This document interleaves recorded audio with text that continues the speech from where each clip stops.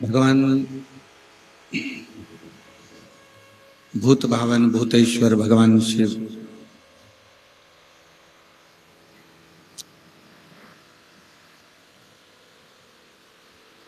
जो विश्व का कल्याण करने वाले हैं, विश्व का उद्धार करने वाले हैं, ऐसे भगवान देवाधिदेव महादेव शिव संपूर्ण विश्व का कल्याण करते हैं। आज कथा का विराम दिवस है।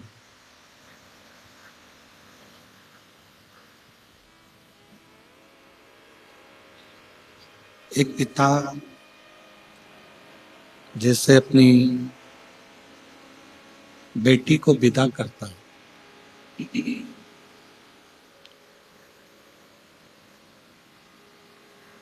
और क्या नहीं देता एक बाप अपनी बेटी को।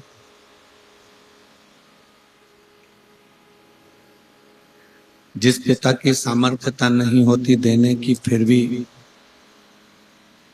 कर्जा कर लेता है, कहीं से उधार ले आता है, कहीं से मांग कर ले आता है।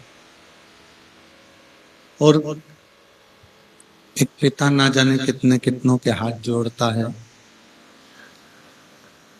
हाथ जोड़कर थोड़ा सा धन लाकर अपनी बेटी का विवाह करता है।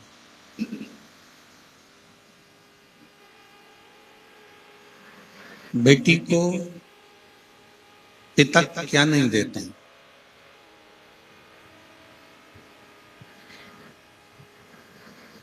एक बाप अपनी औलाद को क्या नहीं देते?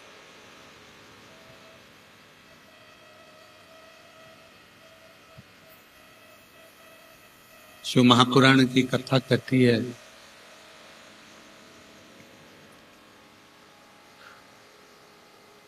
घर में अगर एक बेटी का जन्म हो जाए ना, तो भगवान शंकर को धन्यवाद जरूर दिया करो कि तेरी कृपा से मेरे घर में बेटी का जन्म हुआ है।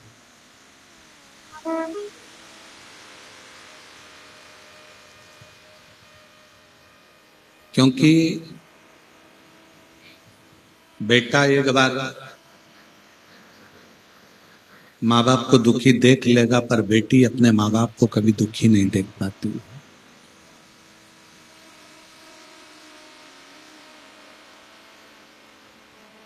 एक पिता की जितनी सामर्थ्यता होती है, एक पिता की जितनी जितनी चादर होती है, उस चादर से ज्यादा बाप अपनी बेटी को देता।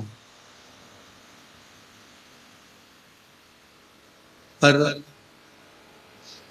एक निवेदन है पूरे श्रोता भाई बहनों से,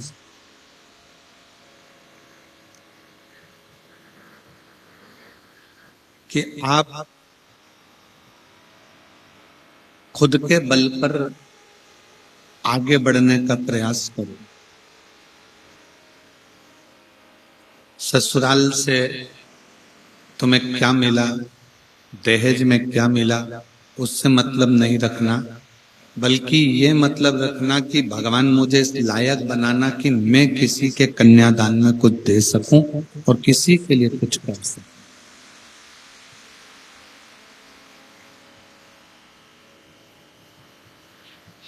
आप किसी को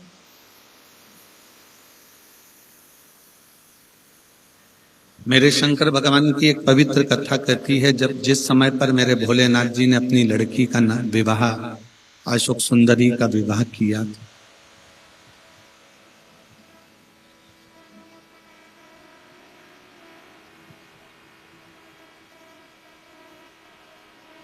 तो पार्वती जी ने भगवान शंकर से कहा था कि आपकी लड़की अशोक सुंदरी का विवाह हो रहा है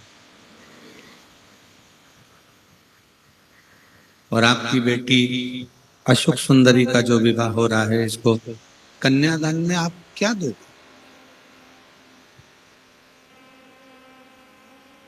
अपने पास देने के लिए तो कुछ है नहीं। केवल ये एक गुफा, कैलाश पर्वत, सिर पर गंगा, मस्तक पर चंदा, तन पर भस्म, इसके सिवाय तो मेरे पास में कुछ है नहीं। फिर बेटी अशोक सुंदरी के कन्यादान में क्या दिया जाए? शिव महापुराण की कथा कहती है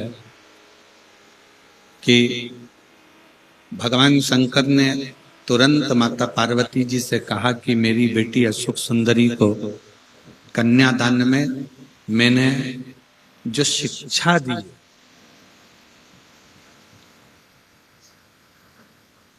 जो मैंने उसको शिक्षा प्रदान करी, वही मैं अपनी बेटी के कन्यादान में दे रहा।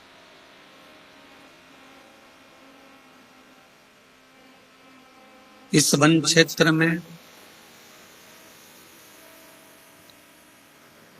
इस दंडकारण्य वन क्षेत्र में जितने भी पिता के घर में बेटी ने जन्म लिया है, उन पिताओं से इस व्यासपीठ से एक ही निवेदन है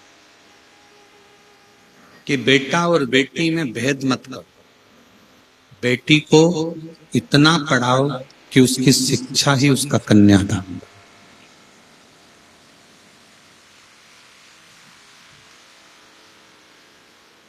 बेटी को आप कोई दहेज दें ना दें, बेटी को आप कोई अलमारी, फ्रिज, कूलर कुछ दें ना दें, पर बेटी को शिक्षा जरूर, उसको पढ़ाओ। तुम्हारी दी हुई अलमारी एक दिन अटाले में चली जाएगी, तुम्हारा दिया हुआ फ्रिज एक दिन बिगड़ जाएगा, तुम्हारा दिया हुआ वॉशिंग मशीन एक दिन खराब हो जाएगा, तुम्हारा दिया हुआ एक दिन सोफा सेट हट जाएगा, तुम्हारा दिया हुआ कपड़ा भी बेकार हो जाएगा, तुम्हारा दिया हुआ सोना चांदी भी एक दिन हो सकता है कि कर्जे में डूब जाएगा। पर तुम्हारा दी हुई शिक्षा, तुमने जो बेटी को पढ़ाया है, अच्छा कॉलेज, अच्छा स्कूल बेटी को पहुंचाया है, तुम्हारी वो दी हुई शिक्षा वो कभी ना फटती है, ना कभी बेकार होती है, ना कभी कर्जे में लेकर जाती है। आप बेटियों को शिक्षा दीजिए।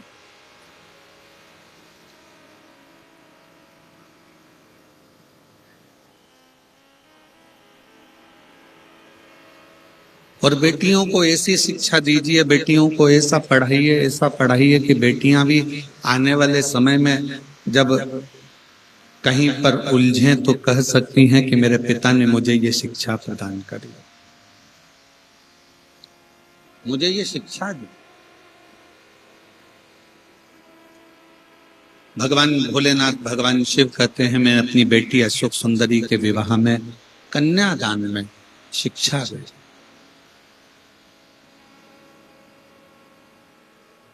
अब ये तो हो गई कि अशोक सुंदरी के कन्यादान में शिक्षा दी।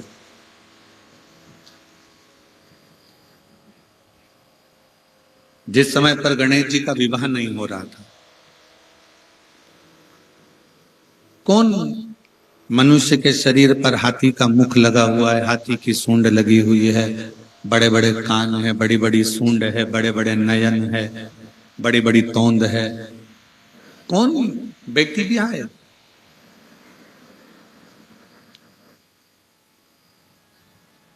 आप में से कोई नहीं होगा जिसके मनुष्य के शरीर पर हाथी का मुंह लगा हो और अपनी लड़की की शादी कर। किसकी सामर्थ्यता होगी जो अपनी बेटी की शादी ऐसे हाथी के मुख वाले से कर? किसकी सामर्थ्य?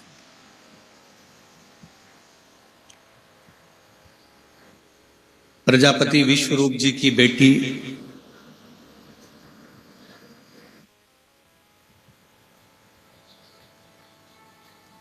रिद्धि सिद्धि, जिनका विवाह गणेश जी के साथ हो रहा है,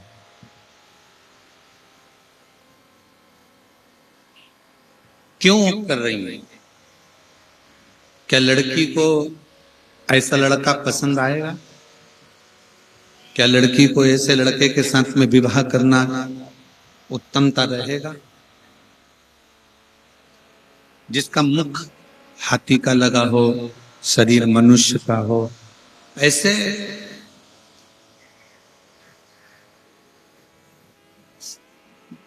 से कैसे विवाह कर सकते?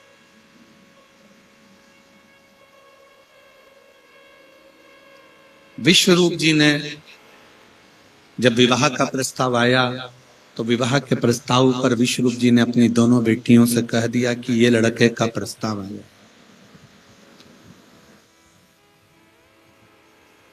ये लड़के का प्रस्ताव है। और ये मत सोचना बेटियों की केवल यही प्रस्ताव है। शादी के लिए भगवान विष्णु के यहां से भी खबर आई है, ब्रह्मा जी के यहां से भी खबर आई है, इंद्र के यहां से भी खबर आई है, बहुत सारे देवताओं ने पितृलोक से भी खबर करी है, गंधर्व लोक से भी आई है, वरुण के यहां से आई है, नागलोक से आई है, पाताल लोक से खबर आई है कि तुम्हारी बेटी रिद्धि सिद्धि का विवाह हमारे लड़के के साथ कर दो। इतने सारे फोटो सामने रख दिए गए, इनमें से जो लड़का तुम्हें पसंद आए हम उसके साथ तुम्हारा विवाह कर दो। तुम ये ना सोचना कि, और देखो नारायण भगवान के यहाँ बैकुंठ है, ब्रह्मा जी के यहाँ ब्रह्मलोक है, नागलोक है, सब कुछ है, इंद्र के यहाँ इंद्रलोक है, पर शंकर भगवान के घर में कोई ऐसा बहुत बड़ा सिंहासन या बहुत बड़ा आभूषण या बहुत बड़ा रतन माणिक मोती हीरा सोना चांदी कुछ नहीं, कुछ भी नहीं। कोई बड़ा महल भी नहीं है, और लड़का भी मनुष्य के शरीर पर हाथी का मुख है, वो भी आप समझ लो। जितने देवताओं का दर्शन आप कर रही हो, सारे देवताओं के घर में राजसी ठाट है, लड़का भी अच्छा है, पर शंकर जी के यहाँ राजसी ठाट भी नहीं है और लड़का भी ऐसा।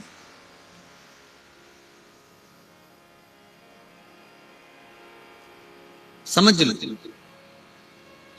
रिद्धि सिद्धि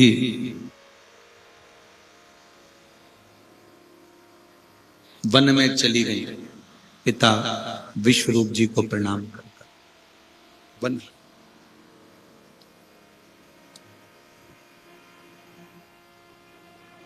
एकांत में बैठ गई हैं रिद्धि सिद्धि। देव ऋषि नारद जी का आगमन हुआ है, और देव ऋषि नारद जी का जब आगमन हुआ तब देव ऋषि नारद ने रिद्धि और सिद्धि से पूछा, क्या बात है, आज प्रजापति विश्वरूप जी की बेटियां वन में घूम रही हैं?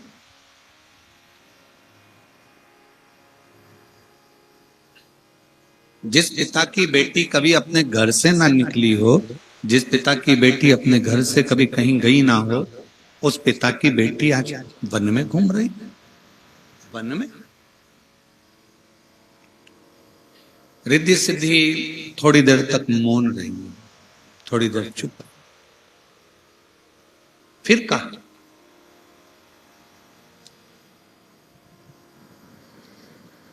आप कुछ बोलोगी नहीं? रिद्धि सिद्धि ने कहा कि हमारे पिता ने हमको हर पल समझाया है, टोका है, बोला है, और हम हमारे पिता के अनुकूल चलने वाली बेटी हैं। मेरी बेटियों, मेरी जीजियों, मेरे भाई, मेरे बेटाओं, मेरी माताओं, गाड़ी में ब्रेक और घर में माता पिता का टोक बहुत जरूरी है। गाड़ी में ब्रेक का होना जरूरी है और घर में बुजुर्गों का टोकना जरूरी है। अगर घर के माता पिता बेटी को टोक रहे हैं, बेटा ऐसा मत कर, तो वो तुम्हारा भला चाहते हैं। घर के बुजुर्ग अगर आपको टोक रहे हैं कि बहू ऐसा मत करो, वो तुम्हारा भला चाहते हैं। अगर भला नहीं चाहते हैं ना, तो मोहल्ले के लोग तो ये चाहते हैं कि तुम तन पर कपड़ा भी नहीं पहन कर निकलो, तो मोहल्ले के लोग चाहेंगे कि बहुत अच्छी बात है। मोहल्ले के लोग, अगर तुम मदिरा की दुकान से मदिरा खरीद कर निकल रहे हो, पी रहे हो, तो मोहल्ले के लड़के और मोहल्ले के लोग चाहेंगे, परिवार के लोग चाहेंगे कि अच्छा ऐसी बर्बाद हो। तुम गलत काम करोगे, चोरी करोगे, गलत कृत्य करोगे, जुआ खेलोगे, मांसाहार, मदिरा पान, वैश्यावृत्ति कुछ भी करोगे, तो परिवार के लोग और मोहल्ले के लोग तो चाहेंगे कि अच्छा ऐसी बर्बाद होने दो। अपने बाप की दौलत ऐसी तो राख मिलाएगी, अपने पिता की नाक ऐसे ही तो कटाएगी। सास टोक रही है बहू को, बेटा ये गलत है, तुमने इतना दूध फेंका क्यों, तुमने इतनी चाय बनाई क्यों, तुमने इतना अचार क्यों डाला, तुमने इतनी सब्जी क्यों फेंकी, तुमने इतनी रोटी क्यों फेंकी। क्योंकि वो बहू को टोक रही है, इसलिए टोक रही है, उसको भी मालूम है कि अब तो मेरा बेटा कमाना, बहू चाहे तो पूरा उजाड़ दे, पर वो इसलिए टोक रही है कि आने वाले समय में अगर किसी चीज की जरूरत हो तो मेरी बहू सामने लाकर 4 मेहमानों को वो सामान दे सकती है, वो टोक रही। पिता अपनी बेटी को, पिता अपने बेटे को, माँ अपनी बेटी को, माँ अपने बेटे को अगर टोक रहा है तो ये समझ लेना कि भगवान की बहुत बड़ी कृपा है, बहुत।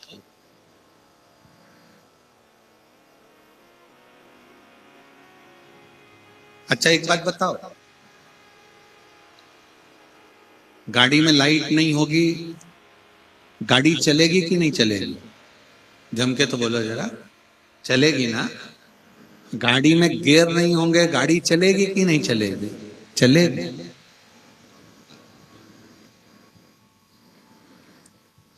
गाड़ी में गेट भी नहीं होगा ना तो भी गाड़ी चलती। गाड़ी में सीट नहीं है तो भी गाड़ी चलेगी। गाड़ी में सब कुछ हो, गियर भी हो, लाइट भी हो, डेकोरेशन भी हो, सब कुछ हो, और गाड़ी में ब्रेक नहीं हो तो गाड़ी चलेगी? जम के बोलो जरा, नहीं। अगर ब्रेक नहीं है तो उस गाड़ी की कोई मोलता नहीं है, भले उसमें गियर हो, भले उसमें लाइट हो, भले उसमें डेकोरेशन हो, सोना चांदी भी जड़वा दो, तो भी गाड़ी में अगर ब्रेक नहीं है तो उस गाड़ी का कोई महत्व नहीं है। उसी तरह हमारे जीवन में तुम कितने सुंदर हो, तुम्हारा व्यापार कितना अच्छा है, तुम कितना अच्छा कार्य कर रहे हो, तुम कितने आगे बढ़ रहे हो, और तुम्हारी जिंदगी में अगर बुजुर्ग माँ बाप की टोक नहीं है तो समझ लो कि तुमने कुछ नहीं कमाया, जिंदगी में आगे बढ़। घर की माँ को, सास को टोकने दो, घर के ससुर को बोलने दो, जरूरी। कई बहुओं को बुरा लग जाता है, तुम्हारी मम्मी तो हमारी जरा जरा सी बात में टोकती है, तुम्हारी मम्मी तो जरा जरा सी बात में चिल्लाने बैठ जाती है। बल्कि अपनी पत्नी को समझा कर कहो कि ये बुजुर्ग जब तक हैं तब तक टोकेंगे, और इन्हीं के टोकने से अपन आगे बढ़ते चले जाएंगे, क्योंकि रास्ता क्लियर करने का।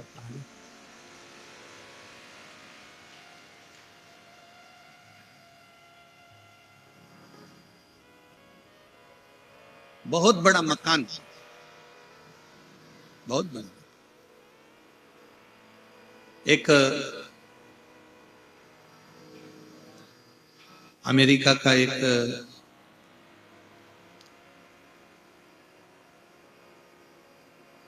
इंडियन लड़का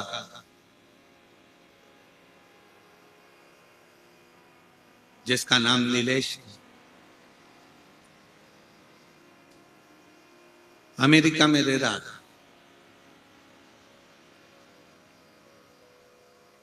उसने अखबार में न्यूज निकलवाई कि मुझको एक बुजुर्ग माता पिता की जरूरत है। नीलेश, जो माता पिता साथ में रहते हो, जो माता पिता मेरे घर में रहे और वो रुचि से मेरे घर में। नीलेश ने न्यूज निकलवाई अखबार में, और अखबार की वो न्यूज सब दूर गई कि मुझे बुजुर्ग बूढ़े माँ बाप की जरूरत है, मुझे एक बूढ़े जोड़े की जरूरत है। अमेरिका के लोगों को लगा कि काम करने के लिए चाहिए होंगे बुढ़ा बुढ़ी को, काम करने के लिए चाहिए। एक बुढ़ा बुढ़ी ने, एक बुजुर्ग पति पत्नी ने जाकर इंटरव्यू दिया। पहुंचे, नीलेश ने पूछा तुम्हारे बेटे और बेटियां नहीं है? उसने कहा है मेरे 2 बेटे हैं, डॉक्टर हैं, और एक बेटी है वो इंजीनियर है। शादी हो गई? हाँ। तुम दोनों यहाँ पर हमारे पास में क्यों आए हो?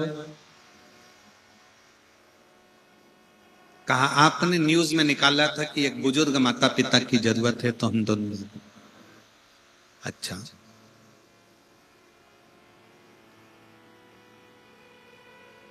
अपने बच्चों के पास क्यों नहीं रहते? वो हमको रखते नहीं। ठीक।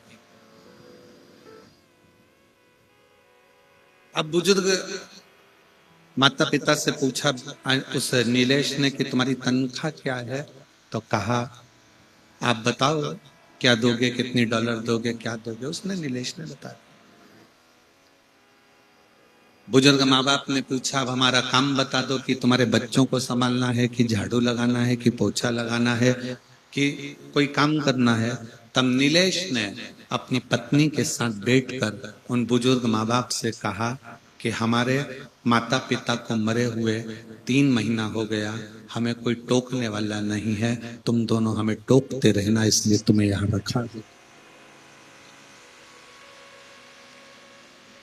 तुमसे ना झाड़ू लगवाना है, ना पोछा लगवाना है, तुमसे ना बच्चे संभलवाना है, ना तुमसे खाना बनवाना है। नौकर लगा है, झाड़ू लगाने वाला, पोछा लगाने वाला, रोटी बनाने वाला, भोजन वाला, बच्चों को संभालने वाले, सब नौकर लगे हैं, पर हमारे पास कोई टोकने वाला नहीं है।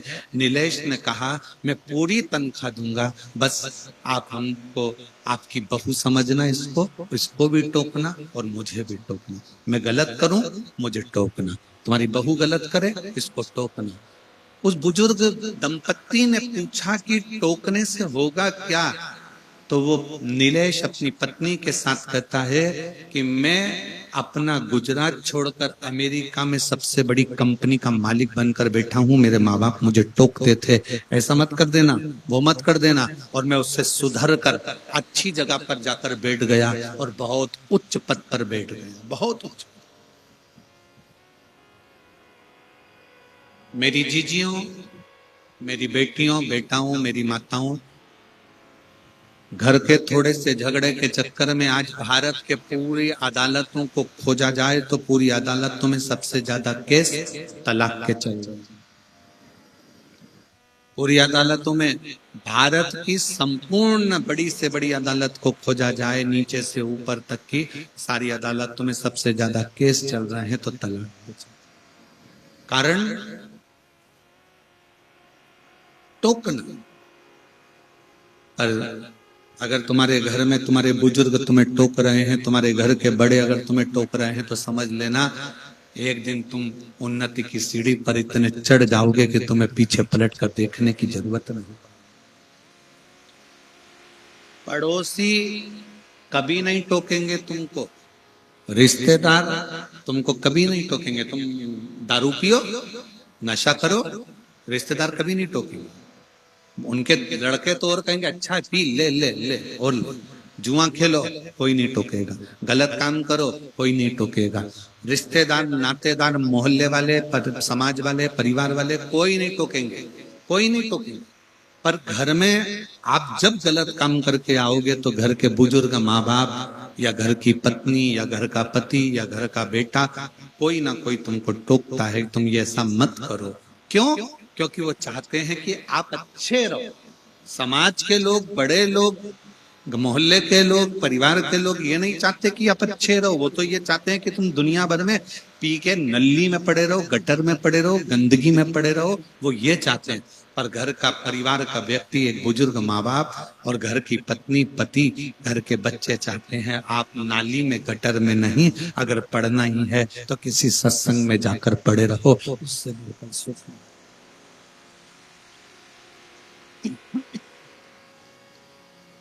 उससे बढ़कर सुख में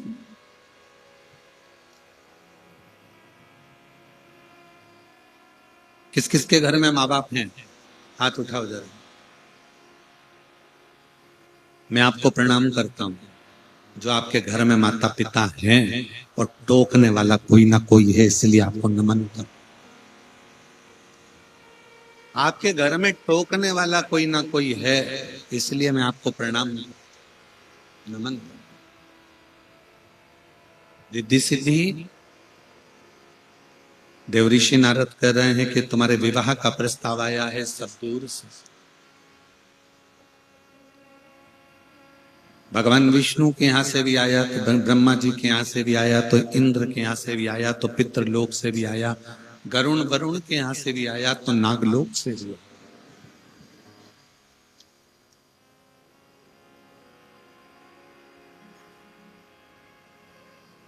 अब आप बताओ, आपको विवाह किससे थे? रिद्धि सिद्धि कुछ नहीं, कुछ एक शब्द भी रिद्धि सिद्धि के मुख से नहीं निकला।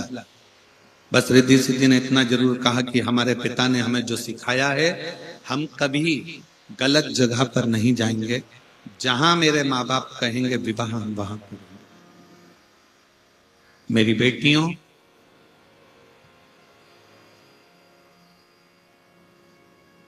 आज का जो समय चल रहा है, ये बड़ा विचित्र समय चल रहा है। तुमको गाड़ी का लालच देकर, मोबाइल का बैलेंस डलवाकर, होटल में खाना खिलाकर, दूसरे धर्म के लड़के सनातन धर्म की लड़कियों को अपनी ओर आकर्षित कर कर उससे शादी कर लेते हैं। शादी करने के 4-6 महीने निकलते हैं, 1 साल निकलता है, क्योंकि वो लड़के ने तुम्हारे को शादी केवल इसलिए नहीं करी कि तुमको पत्नी बनाना है, वो तो इसलिए शादी करी कि सनातन धर्म की हिंदू की लड़की को नीचा दिखाना, उसको जूते की नोक पे रखना है, इसलिए उसने शादी।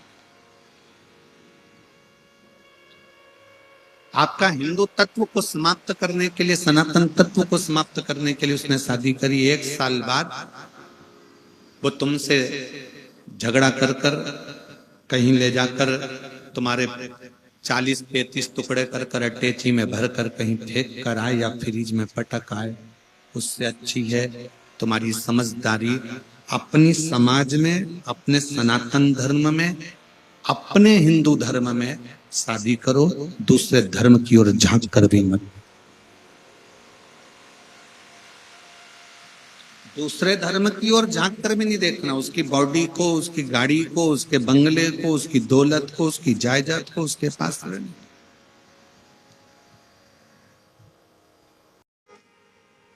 बारह ज्योतिर्लिंग में से एक ज्योतिर्लिंग स्वयं काशी विश्वनाथ का शनि महाराज स्थापित करता, जिसको 7.5 ढैया कुछ भी लग गया, दुनिया के लोग तुम्हें डराएं कि तुम्हें शनि लग गया, राहु लग गया, केतु लग गया, ये लग गया, वो लग गया, तुम्हें भूत लग गया, प्रेत लग गया, कोई कहे तुमको हवा लग गई, ये लग गया, उसको एक काम करना चाहिए, शंकर के मंदिर में रोज काशी विश्वनाथ जी के नाम से जल चढ़ाए, एक बेलपत्री चढ़ाए, उस बेलपत्री को खाना प्रारंभ करे, धीरे धीरे भूत चुड़ैल ग्रह सब सुधरते चले जाएंगे, कोई नहीं लग पाएगा। जिसको शंकर लग जाता है उसको फिर दूसरा कोई नहीं लग पाता। शिव जी का नाम है भूतनाथ। जब भूतों का नाथ ही खुद लग गया तो फिर भूत क्या खाक लगेंगे? जिनको भूत लग जाए, चुड़ैल लग जाए, पिशाच लग जाए, कहीं मत जाओ। शंकर जी के मंदिर में एक लोटा जल चढ़ा और एक बेलपत्री चढ़ाकर, जहां पर पानी बहता है उस स्थान पर छुआ कर उसको खा लो। धीरे धीरे भूत चुड़ैल भी सोचेंगे अपन को इसके अंदर नहीं रहना, क्योंकि इसको शंकर जी लग गए। जिनको शंकर लग जाते हैं उनको दूसरे भूत चुड़ैल नहीं लगता। जिनके दरवाजे पर श्री शिवाय नमस्तुभ्यम लिखा रहता है, उसके दरवाजे पर कभी कोई टोना नहीं होता, कभी कोई टोटका नहीं होता, कोई हवा नहीं आती, कोई भूत चुड़ैल नहीं है। दरवाजे पर श्री शिवाय नमस्तुभ्यम लिखा है, किसी की सामर्थ्यता नहीं होगी कि कोई अंदर प्रवेश कर जाए, कोई टोना कर दे। कई लोग कहते हैं हमारे दरवाजे पर कोई नींबू पटक गया, आने वाले समय पर तुम दरवाजे पर लिख दोगे कि पटको तो एक साथ 12 पटको अचार बना के खाएंगे। कुछ नहीं होता। अगर शंकर तुम्हारे दरवाजे पर है, श्री शिवाय नमस्तुभ्यम तुम्हारे दरवाजे पर है, शिव तत्व तुम्हारे, विश्वनाथ। रिद्धि सिद्धि मेरे पिता कहेंगे मैं वहां विवाह करूंगी, तो पिता ने तो कह दिया ये तने फोटो रखे हैं बेटी, तुमको भगवान नारायण के यहाँ करना हो, ब्रह्मा जी के यहाँ करना हो, पितृलोक में, गरुण लोक में, वरुण लोक में कहीं विवाह करना हो तो ये पड़े कर लो। तुम बोलोगे मैं वो विवाह कर। इसलिए मेरी बेटियों सबसे बड़ा दहेज है शिक्षा, एजुकेशन। और मेरी माओ, मेरे जीजाओं, मेरी बेटियों, मेरा बेटा हूं, मेरा आपसे निवेदन है कि शिक्षा से बड़ा, एजुकेशन से बड़ी कोई कन्यादान नहीं हो सकती।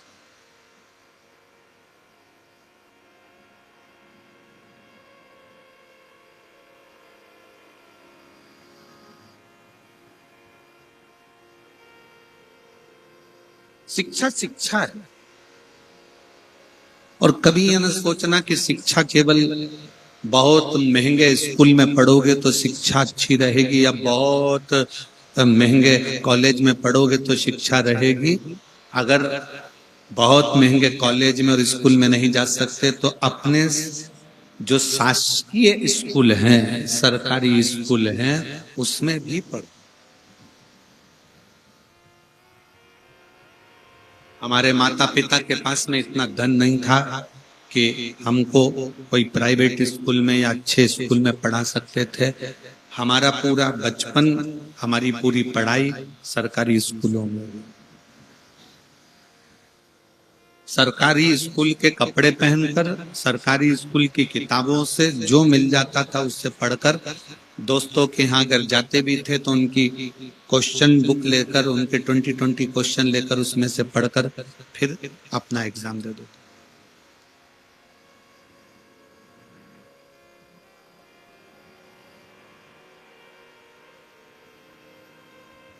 आज भारत के राष्ट्रपति के पद पर विराजमान राष्ट्रपति महोदय से भी अगर पूछा जाए कि तुम कौन से प्राइवेट स्कूल में पढ़ी हो, तो वो भी कह देती हैं मैं अपने गांव के सरकारी स्कूल में पढ़ी हूं और राष्ट्रपति पद पर बैठी।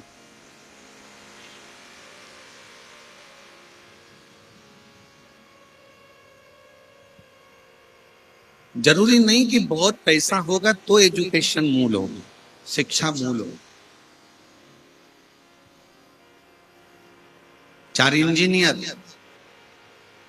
एक पाइप में एक तार डाल रहे थे, आड़ा टेढ़ा पाइप था, एकदम आड़ा टेढ़ा, उसमें तार पौना था। 4 इंजीनियर रोज मेहनत करते पर वो तार उसके अंदर नहीं जाता, क्योंकि वो पाइप आड़ा टेढ़ा। एक किसान, इंजीनियरों ने बहुत ऊंचे ऊंचे कॉलेज से पढ़ा पर वो किसान ने एक छोटे से सरकारी स्कूल में पढ़ा। रोज देख रहा था कि ये तार पाइप में नहीं जा रहा। 4 दिन से इंजीनियर लगे हैं। तो किसान गया, खेत पर जा रहा था धान बोने के लिए। उस किसान ने जाकर कहा क्या बात है? इंजीनियरों ने कहा तू गंवार, तू क्या जानता है, तू गांव में रहने वाला, फसल करने वाला, धान बोने वाला, तुझ में क्या कर, चल जा। उसने कहा हुआ क्या? तो एक इंजीनियर बोला इस पाइप में ये तार नहीं जा रहा है, हम 4 दिन से लगे हुए। तो किसान बोला उसमें क्या दिक्कत की बात, मैं इसमें अब भी तार भेज देता हूँ, ले भेज के बता। दूसरा इंजीनियर बोला गुस्से में कि हम 4 दिन से लगे हैं, तेरे से कैसे चले जाए। किसान गया अपने खेत पर, एक चूहा पकड़ कर लाया, चूहे की पूंछ से तार को बांधा, पाइप में चूहे को छोड़ दिया, चूहा उधर निकल गया, तार निकल कर बाहर।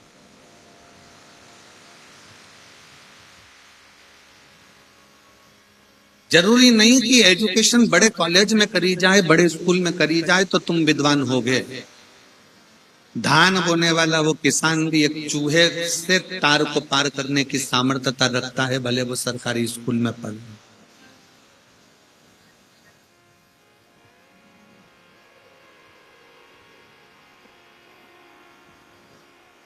तीन माताएं कुएं पे से पानी भर रही थी। एक का बेटा निकला, बेटा निकल कर बोलता मम्मी बाय। उसमें से एक माँ गर्व से पानी भरते भरते बोली ये मेरा बेटा है। इंग्लिश मीडियम स्कूल में पढ़ता है। दूसरा बेटा निकला, मम्मी हेलो माँ बाय। दूसरी ने कहा ये मेरा बेटा है, सीबीएसई कोर्स से पढ़ता है।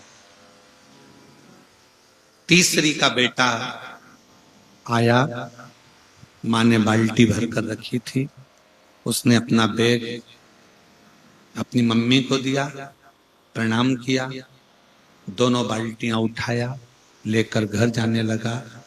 तीसरी माँ ने कहा ये मेरा बेटा है, सरकारी स्कूल में पढ़ता है, ये मेरा बेटा है, सरकारी स्कूल में पढ़ता है। बच्चों का दाखिला उस स्कूल में कराओ जिस स्कूल में विद्या के साथ, शिक्षा के साथ संस्कार दिए जाते हैं। ऐसा अंग्रेजी स्कूल किसी काम का नहीं जहां पर केवल लिटिल लिटिल टिंकल स्टार सिखाया जाए और उसके सिवाय कुछ ना सिखाया जाए और माता पिता का आदर करना भी ना सिखाया जाए।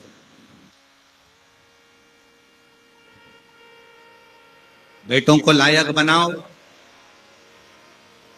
अपने बेटा बेटी को खूब पढ़ाओ, लायक बनाओ, पर इतना भी लायक मत बना देना कि बच्चे तुमको नालायक समझने लगे। पापा तुम्हें कुछ नहीं आता, मम्मी तुम क्या जानती हो, पापा तुम क्या जानते हो। बच्चों को लायक बनाना, पर इतना लायक मत बना देना कि बच्चे तुमको नालायक समझने। तुम्हें नहीं आता पापा, आज के जमाने के नहीं हो तुम पुराने जमाने के, तुमको कुछ नहीं आता। उस बाप से पूछो कि उसको क्या नहीं आता।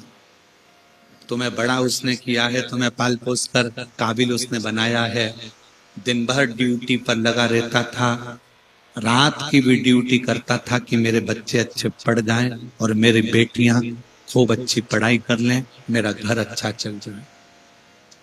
सैनिकों के साथ युद्ध भी करता है, दिन रात कोरोना के समय पर पूरी दुनिया सोती है और वो ड्यूटी निभाता है अपने बच्चों और अपनी पत्नी के लिए।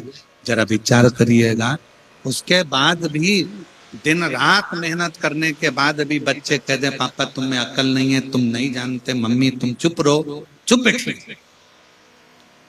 तुम्हें क्या मालूम है, चुप रहो। बेटे लायक तो हो गए, बेटी लायक तो हो गई, पर माँ बाप को नालायक समझने लगे। नहीं, शिक्षा उच्च हो और शिक्षा के साथ में नम्रता भी उच्च की।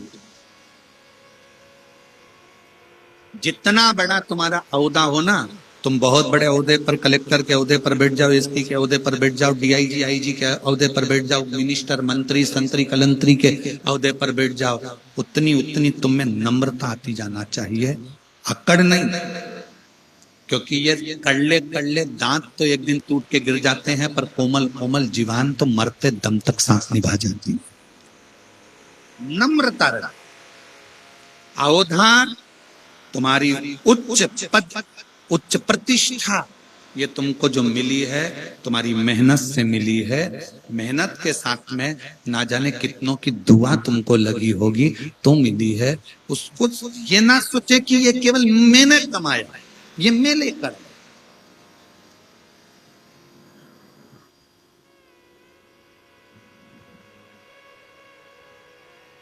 माँ प्रथम शिक्षक है, माँ प्रथम गुरु है, पिता द्वितीय गुरु है, पढ़ाने वाला टीचर तृतीय गुरु है, और तुम्हें मार्ग दिखाने वाला चौथा गुरु कोई सदगुरु है जिससे तुम गुरु दीक्षा लो।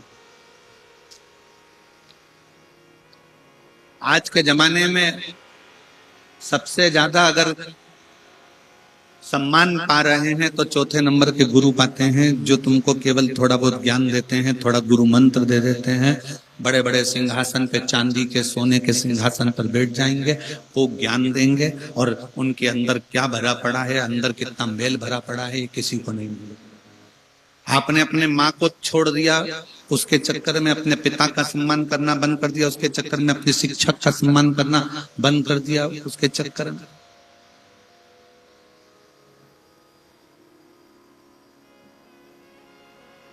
सबसे प्रथम गुरु है माँ, जो बचपन सुधारती। दूसरा गुरु है पिता, जो जवानी सुधार देता है बच्चों की। एक बाप से पूछना,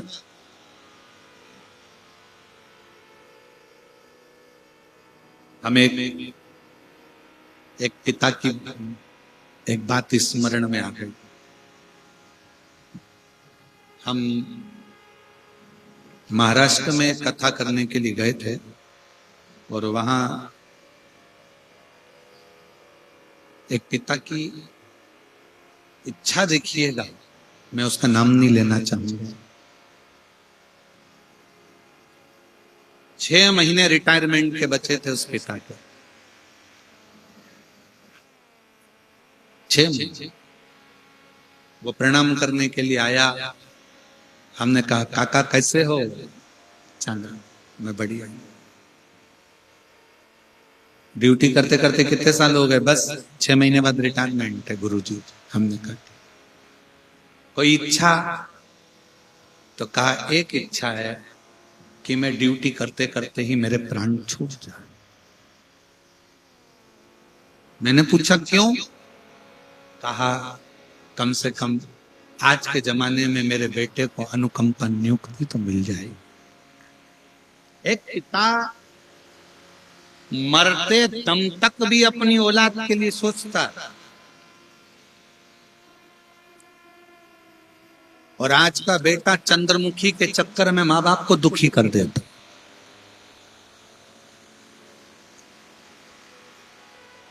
उसको ये नहीं मालूम कि चंद्रमुखी के चक्कर में खुद भी दुखी है। जब चंद्रमुखी तेरे माँ बाप को दुखी कर सकती है तो तुझे ना दुखी करेगी। उसका नाम चंद्रमुखी है, तुझे सूरजमुखी ना कर दे तो बात है। एक बाप अपनी पूरी जिंदगी अपने बच्चों के लिए दुकान बढ़ाऊंगा, बच्चों के काम आएगा, व्यापार बढ़ाऊंगा, बच्चों के काम आएगा, घर बड़ा बनाऊंगा, बच्चों के काम आएगा, बहुत कुछ मेरी औलादों के लिए, औलादों के लिए, जमीन, धान, फसल, खेती, सब बच्चों के लिए। खुद क्या करता है? बेटे एप्पल का मोबाइल चला रहे हैं और बाप कमाने वाला जो दुकान पर व्यापार में 24 घंटा लगा रहता है, वो कीपैड चला रहा है, छोटा सा। बेटे ने कहा पापा मुझे लैपटॉप, आओ बेटे। बेटे ने कहा पापा मुझे ऐसा। बाप का चश्मे की डंडी भी टूट गई है तो उस डंडी में भी वो ऑफिस से आने के बाद उसमें पिन घुसेड़ के उसको सही करने का प्रयास कर रहा है कि इसमें 15 रुपए लग जाएंगे, 15 रुपए बचाने का प्रयास करता है बाप। और बेटा वो 15 रुपए क्या 50 रुपए का पाउच खरीदता है, हाथ में मलता है, दोस्तों के साथ गप्पे मार के खा पी के वो चले जाता है गुटखा। बाप इस पुरुष से चश्मे की डंडी को जोड़ रहा।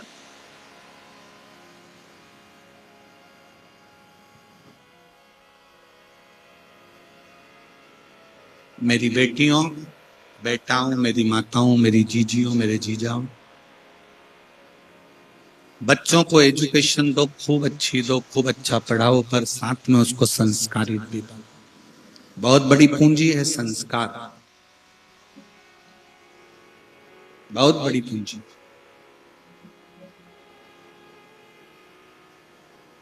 और इस कोकपुर कांकेर क्षेत्र में हमको बहुत अच्छा लगा। उसका कारण अच्छा लगने का केवल ये था कि यहाँ हमने पुलिस का भी एक अलग चेहरा देखा। यहाँ की पुलिस का एक अलग चेहरा देखा। यहाँ की पुलिस का एक चेहरा ऐसा देखा कि इस कोकपुर कांकेर की पुलिस रात्रि के समय पर जो लोग पैदल आ रहे थे और कोई लोग गाड़ी से जा रहे थे, तो इस कांकेर कोकपुर की पुलिस ने गाड़ी वालों को रोक के थोड़ी देर रखा और जो पैदल आ रहे थे उनकी गाड़ी में उन पैदल चलने वालों को बिठाकर कथा स्थल तक पहुंचा।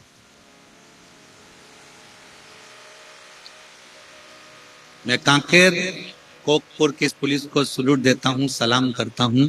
और वंदन करता हूं उसको कि आप लोगों को नम्रता भगवान ने बहुत दी। अपने पद के साथ में अपनी दिल की नम्रता को गंवाया नहीं।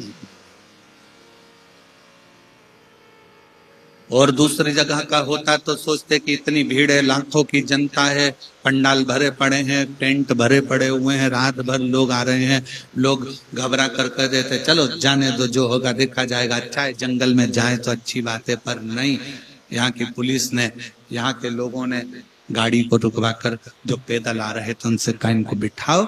उस गाड़ी में पहले से लोग भरे हैं तो भी उसमें एडजस्ट करा कर बिठा कर उनको इस कथा स्थल तक भेजा कि किसी को कष्ट ना हो और वो आराम से कथा स्थल। ये चेहरा लोगों को प्रेरणा देता कि आपके अंदर भी एक दिल धड़कता है।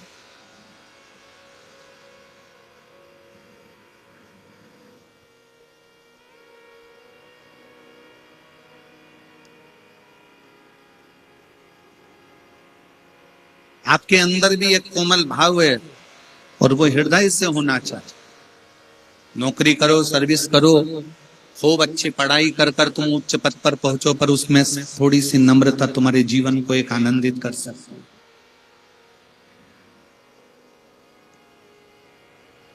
सुख है।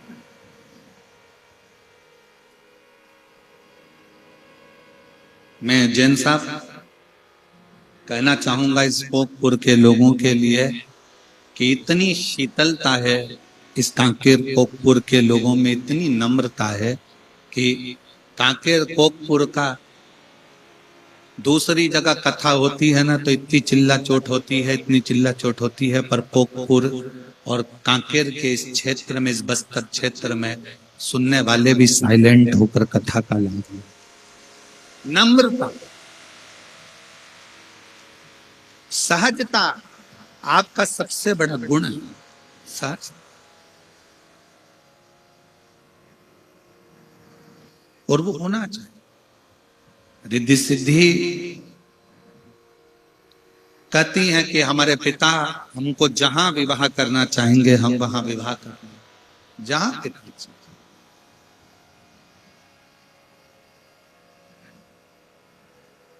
जैसा पिता चाहे वैसा हम विवाह करने को तैयार, मना नहीं। आज पिता की मर्यादा को भी लोगों ने तार तार कर दिया, पिता और माता की मर्यादा को भी ले जाकर उन्होंने चूल्हे में डाल दिया।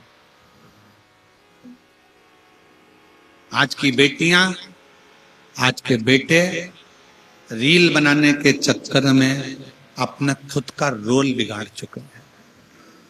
इतनी अश्लील रीलों का निर्माण कर रहे हैं और ये नहीं सोच रहे कि हमारे परिवार की गति क्या, हमारे परिवार की गति क्या।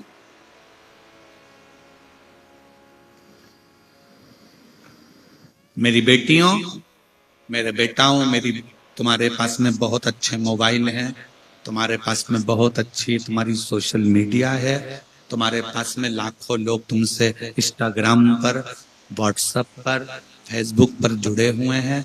पर निवेदन आप लोगों से करबद्ध है कि रील बनाओ, मना नहीं है, पर रील बनाते समय अपने शरीर का या अपनी वाणी का थोड़ा संयम रखो, उस वस्त्र का संयम रखो और मर्यादा हो। बना हमारी तरफ से मना नहीं, पर ऐसा ना बनाया जाए जिससे अपने माँ बाप को भी सोचना, विचार करो।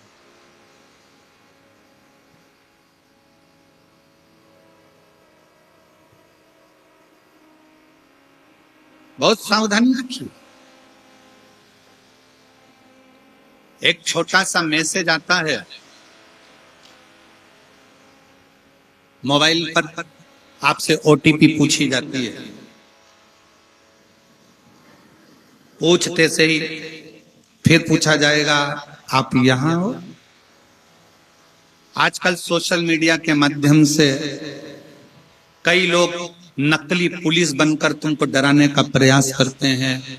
तुम्हारा बेटा ने ये काम कर दिया है, वो बंद हो गया है, 5 लाख रुपए डलवाओ, हमने इतने अकाउंट में भेजे हैं, हम इस थाने से थानेदार बोल रहे हैं, हम इस चौकी से बोल रहे हैं। किसी भी फोन पर, किसी भी मैसेज पर ध्यान मत देना। कोई कितनी भी धमकी दे दे कि तुम्हारा लड़का यहाँ बंद है, तुम्हें 2 लाख की यहाँ डालना पड़ेगा तो हम छोड़ देंगे, तुम्हारा लड़का यहाँ फंस गया, तुम्हारी लड़की इस केस में फंस गई, सोशल मीडिया पे उसको किडनैप कर लिया गया, ये कर लिया गया, वो कर लिया गया, किसी के कहने में मत। कोई तुमसे कहे ये ओटीपी दे दो, मालूम पड़े तुम्हारा पूरा पैसा तुम्हारे बैंक में रखा हुआ, तुम्हारी 1-1 रुपए की पूंजी पूरी चली जाए, पूरी चली। एक बूढ़ी माँ राजस्थान का एक स्कूल में चपरासी की नौकरी करती, आंख से थोड़ी सी उसको तकलीफ थी, मोतियाबिंद आदि था, तो एक आंख से देखती थी, दूसरी आंख से उसको तकलीफ थी, दूसरी आंख से उसको तकलीफ। और वो बूढ़ी माँ नौकरी करती, पैसा आता, डलवा देती। उसके पति की जगह पर उसकी नौकरी लगी थी, तो वो पढ़ी लिखी नहीं थी, बहुत नाके। छोटा सा मोबाइल आ गया और बूढ़ी माँ ने अपना पैसा इकट्ठा कर कर कर जो बैंक में उसकी तनख्वाह रखी थी, किसी ने उससे मैसेज करा, उससे ओटीपी पूछी और उसने वो ओटीपी बताई, उसका बैंक पूरा खाली हो गया। इतनी रोई कि मेरी जिंदगी की पूरी पूंजी चली। 4 लड़कियां उसकी, चारों विवाह के लायक, शादी पक्की हो गई थी, पैसा रखा था, तो सम्मेलन में शादी करने वाली थी, पर उसमें भी थोड़ा थोड़ा पैसा उसका जमा होना था। सम्मेलन में एक फॉर्म भरना था जिसमें 5-5 हजार रुपए या 10-10 हजार रुपए सम्मेलन में जमा होना था। उसके पास वो 10-10 हजार भी नहीं थे। 4-5 जगह गई, कोई ने उसकी मदद नहीं करी। तब उसने टीवी पर कथा सुन रखी थी, सीहोर पहुंच गई और मैं राजस्थान से हूं, मेरा ये नाम है और ऐसा ऐसा है, बेटियों की शादी करना है। कुछ समिति से फोन आया, ऐसा ऐसा प्रसंग है। समिति ने निर्णय लेकर चारों बेटियों के फॉर्म जमा करवाए, पैसे जमा करवाए, सम्मेलन में जाकर बात कराकर चारों बेटियों का विवाह करवाया। मां ने कहा कि मेरे से बस केवल ओटीपी पूछा गया, मेरे मैसेज आया और मैंने मैसेज पर बताया और मेरा पूरा पैसा चल जाए, पूरा चल। थोड़ी सावधानी, प्रशासन तो अपनी जगह पर है जो आपको सावधान करता रहता है, पर थोड़ी सावधानी अपनी भी होनी चाहिए, बहुत जरूरी। रिद्धि सिद्धि, आपके पिता के कहने पर आप विवाह नहीं करोगे? हाँ, हमारा पिता ही कहेगा, हम तो वही करेंगे। इतने फोटो आए हैं, कौन सा फोटो में लड़का पसंद आया उससे विवाह कर लो, सबको देखा। इंद्र के पुत्र जयंत का भी आया, नारायण भगवान के यहाँ से भी आया, ब्रह्मा जी के मानस पुत्रों का भी आया, पाताल लोक से भी आया, पितृलोक से भी आया, परंतु आखिरी में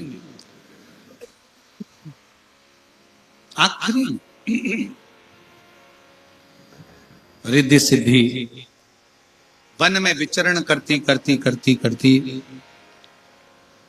फिर वहां से विचरण करते करते करते करते जाने लगी, तो रिद्धि सिद्धि ने देखा कि एक ब्राह्मण,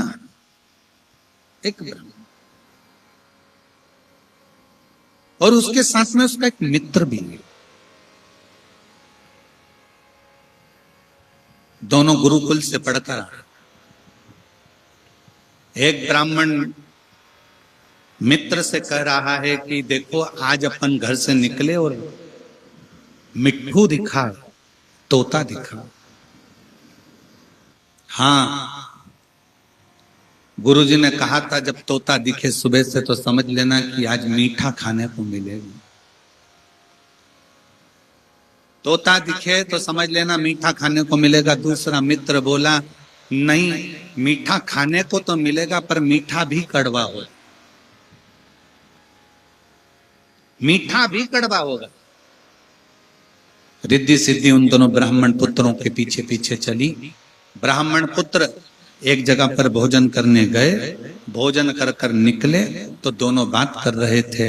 एक ने कहा, भाई आज तो अपन ने तोता देखा तो मीठा खाने को तो मिला, पर तूने बिल्कुल सत्य कहा था कि मीठा भी कड़वा था, तुझे कैसे मालूम?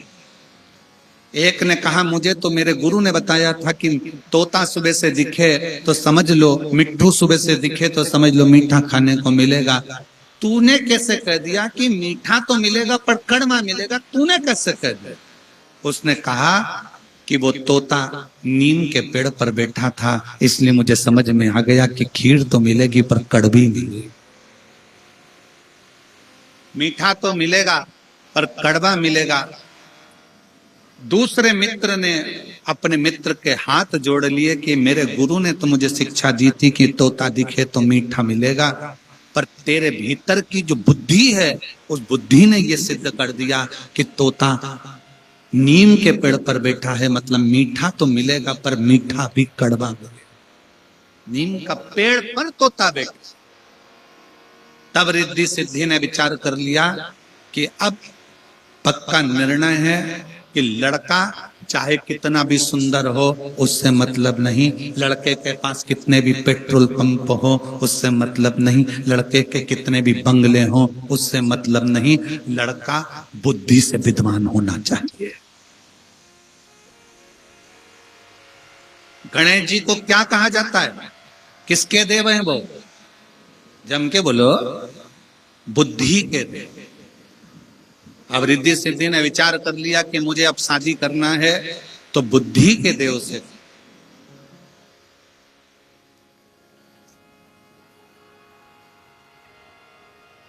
बुद्धि का देव हो, सरल हो, सहज हो, सम्मान देने वाला हो। मालूम पड़े पेट्रोल पंप देख लिया, गाड़ी देख ली, बंगला देख लिया और लड़की बिहादी और लड़की को रोज का ताना दे, रात को 1-1 बजे आए दोस्तों के साथ, वो भी ड्रिंक कर कर आए, ऐसा लड़का किसी काम का नहीं। लड़का वो होना चाहिए भले थोड़ा धन कम हो पर तुम्हारी बेटी की इज्जत करे, उसका सम्मान करे, उसका आदर।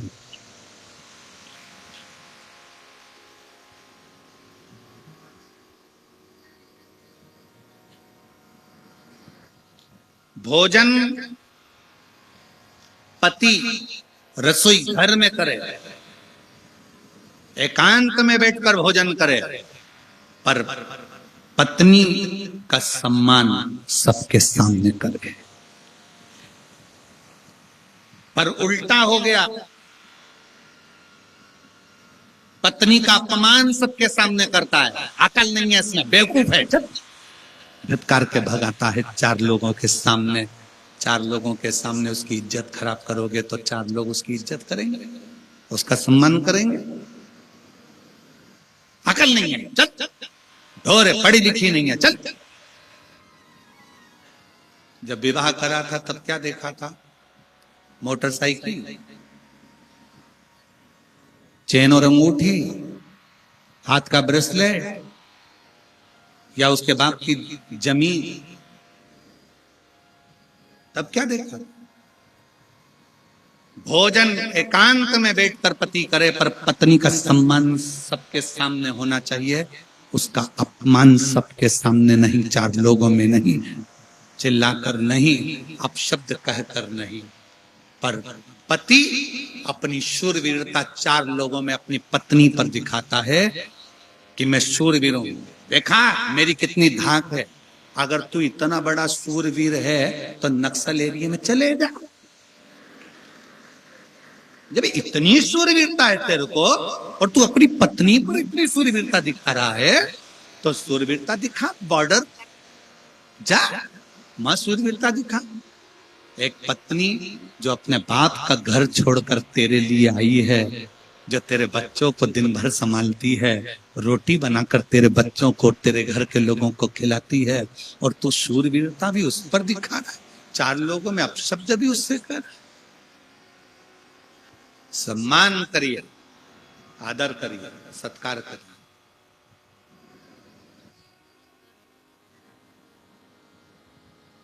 जिस घर में स्त्रियां ज्यादा रोती हैं ना, उस घर का विकास कभी नहीं हो सकता, क्योंकि दिल के अरमा आंसुओं में बह गए। और अच्छे अच्छे सूर भी पानी में डह गए। इसलिए सावधान इंडिया, सावधान कोकपुर कांकेर, सावधानी लक्ष्मी। सम्मान दीजिए सबके सामने, इज्जत करिए सबके सामने। डांटना है तो एकांत में जाइए।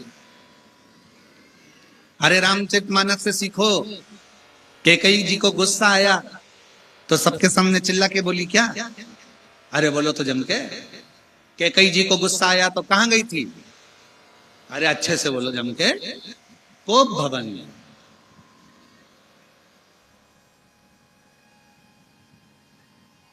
गुस्सा करने का भी अलग से कमरा होता था कि तुम यहां गुस्सा करना।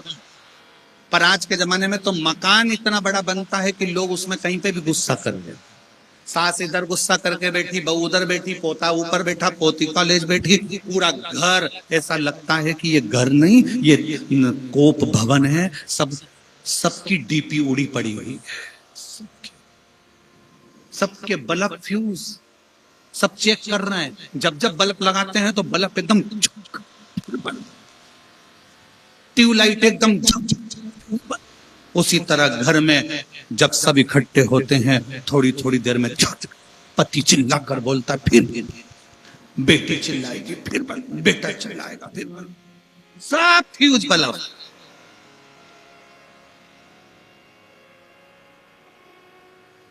अरे भाई थोड़ा इन्वर्टर लगा लो, बल्ब शार्ट नहीं होंगे।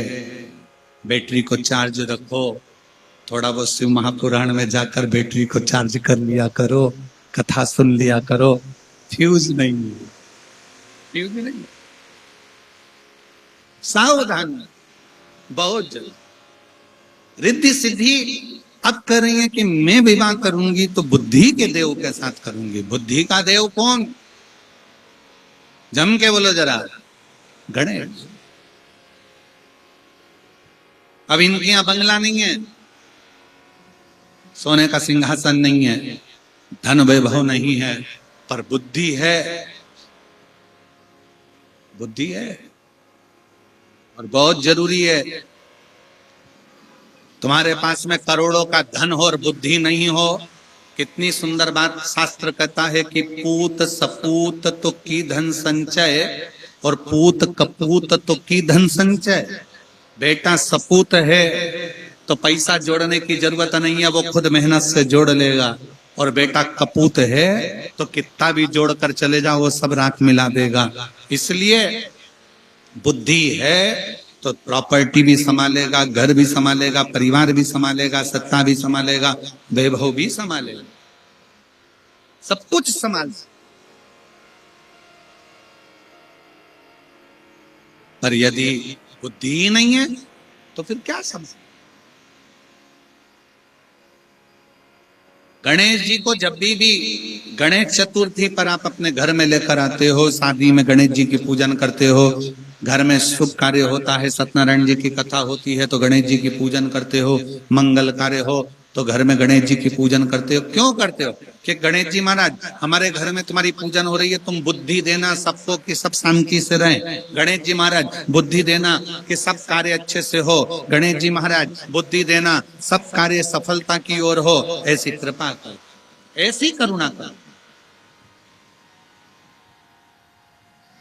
रिद्धि सिद्धि ने विचार कर लिया कि मैं बुद्धि के देव भगवान श्री गणेश जी महाराज के साथ में मंगल विवाह हुआ। खबर पहुंच गई शंकर भगवान के यहाँ विवाह की तैयारी हो गई गणेश जी महाराज की। और गणेश जी का विवाह हुआ, सब खूब धूम मची है चारों तरफ। अब मां का वात्सल्य कितना प्रबल, कितना।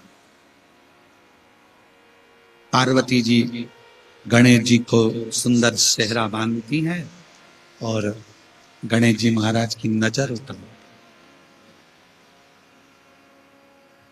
पार्वती जी गणेश जी की नजर, बहुत ध्यान देना। बचपन में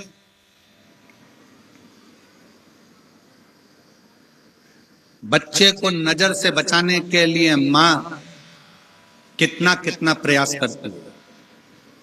मिर्ची लाएगी, नमक लाएगी, उसके ऊपर से उतार के चूल्हे में झोंक दिया, भले पड़ोसी को मिर्ची की दांत लग लग के मर जा। माँ है, बच्चे को नजर से बचाने का कितना कितना प्रयास करती है माँ। बोलो री जीजियो, सही बात है कि गलत बात है? जम के बोलो जरा, सही है। एक माँ अपने बच्चे को नजर से बचाने का अथक प्रयास करती है। मेरी माँओं से निवेदन है, बच्चे को बचपन में जैसे तुम नजर से बचाते हो, उसी तरह जवानी में बच्चों को बुरी आदत से भी तुम्हें बचाना चाहिए। नजर से तुम बचा सकते हो तो बुरी आदत से भी तुम बचा सकते हो। बुरी आदत में बच्चा गलत काम कर कर आए, उसको समझाओ, ना समझे, दूसरी बार, तीसरी बार, चौथी बार समझाने का प्रयास करिए। नजर से बचाने का प्रयास करिए। जैसे नजर से बच्चे को बचाने के लिए मिर्ची झोंक देती हो, तो बुरी आदत से बचाने के लिए तुम भी कुछ ना कुछ अच्छा कर सकते, बचा सकते। गणेश जी महाराज की सुंदर मां पार्वती नजर होती है, नजर।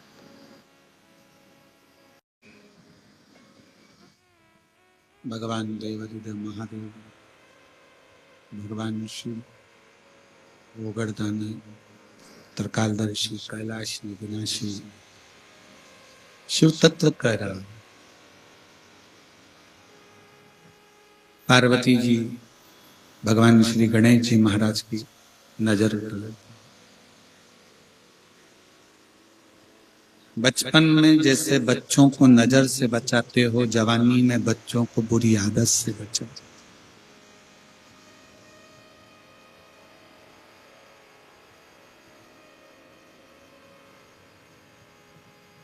गलत दृष्टि, गलत सोच, गलत विचार गलत जगह पर ले लो, पर अच्छी सोच होगी ना, अच्छी दृष्टि होगी तो अच्छी जगह तक जाओ। एक बहन ने पत्र लिखा, उस पत्र में उसने लिखा कि हम लोग पूरा परिवार शिव का इतना महत्व नहीं जानते कि शिव का महत्व क्या। मेरा नाम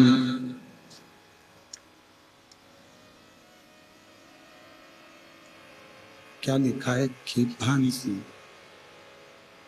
पढ़कर बताओ जरा क्या लिखा है। खीभान है, किसी बान है, खीभान सिंह बघेल, पिता स्वर्गीय श्री कलीराम जी बघेल। मेरा निवास कांकेर ठेल का बोर्ड में है, तथा मैं यही कथा हो रहे ग्राम कोकपुर में ही ग्रामीण स्वास्थ्य संयोजक के पद पर पदस्थ हूँ। कहीं बैठी हूँ तो हाथ हिला सकती हूँ। मेरा नाम खीभान सिंह बघेल। गुरुजी, आपका कथन अटल सत्य, एक लोटा जल सारी समस्या का हल। मैं भोले बाबा को जल चढ़ाने की महिमा का क्या गुणगान करूं गुरुदेव। एक लोटा जल चढ़ाने वाले के घर परिवार के समस्त कष्टों का निवारण भोलेनाथ करते हैं, दुख नहीं आने देते।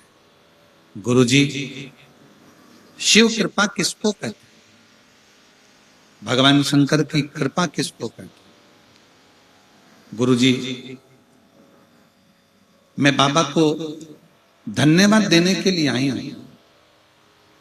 मेरे पिताजी एक किसान रहे और हम 5-7 भाई बहनों का परिवार है। 7 भाई बहन हैं हम। विश्वास नहीं था कि शिव शिव होते हैं। हमारे पिता शंकर जी की पूजन करते थे तो हम हंसते थे। पिताजी को कहते थे, क्यों ये शंकर जी का शिवलिंग लिया है, क्यों इसकी पूजन करते। इससे कुछ मिलेगा क्या? हमारे पिताजी हमसे कहते थे कि एक दिन ऐसा आएगा कि तुम शंकर की पूजन करोगे और उसका फल तुम्हें मिलेगा जो। आज मेरे पिता के वचन और आपके वचन एक जैसे लगते हैं कि दुनिया में कोई किसी को सुख नहीं दे सकता जो शिव दे सकते। गुरुदेव, हम सातों भाई बहन ने शंकर जी के मंदिर में आपके कहने पर पिता के बतलाए मार्ग के अनुसार जल चढ़ाना प्रारंभ कर। हम सबने मांगा कि अगर बाबा तू सच्चा है तो हम सबकी सरकारी नौकरी लगना चाहिए। अब गुरुजी पूरे लोग हंसते थे, क्या सातों भाई बहन की सरकारी नौकरी लग सकती है? भूतो न भविष्य। फिर भी हमने शंकर का दरवाजा नहीं छोड़ा। शिव के मंदिर जाते, पशुपति व्रत करते, कंकर शंकर पूजन करते और बाबा की ऐसी कृपा हुई कि आज हम 7 भाई बहन में से 3 की नौकरी स्वास्थ्य विभाग में है, 1 की नौकरी पुलिस विभाग में है और 2 की नौकरी शिक्षा विभाग में लग गई है। हम बाबा को प्रणाम करने के लिए आए, हम बाबा को नमन करते। कहीं बैठे हो, मेरा नाम खीभान सिंह बघेल, पिता स्वर्गीय श्री कालीराम जी बघेल। मेरा निवास कांकेर ठेल का बोर्ड में है और अभी यहीं पर कोकपुर में ही मेरी नौकरी है। शिव किसको कहते हैं?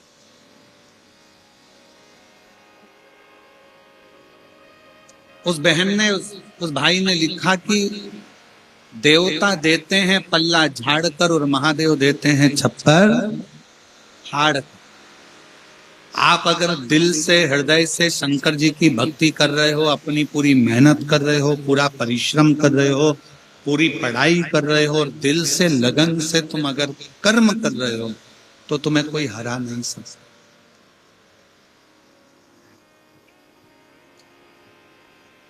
कोई नहीं हरा सकता। अपनी लगन और अपनी मेहनत। हम फिर निवेदन करेंगे,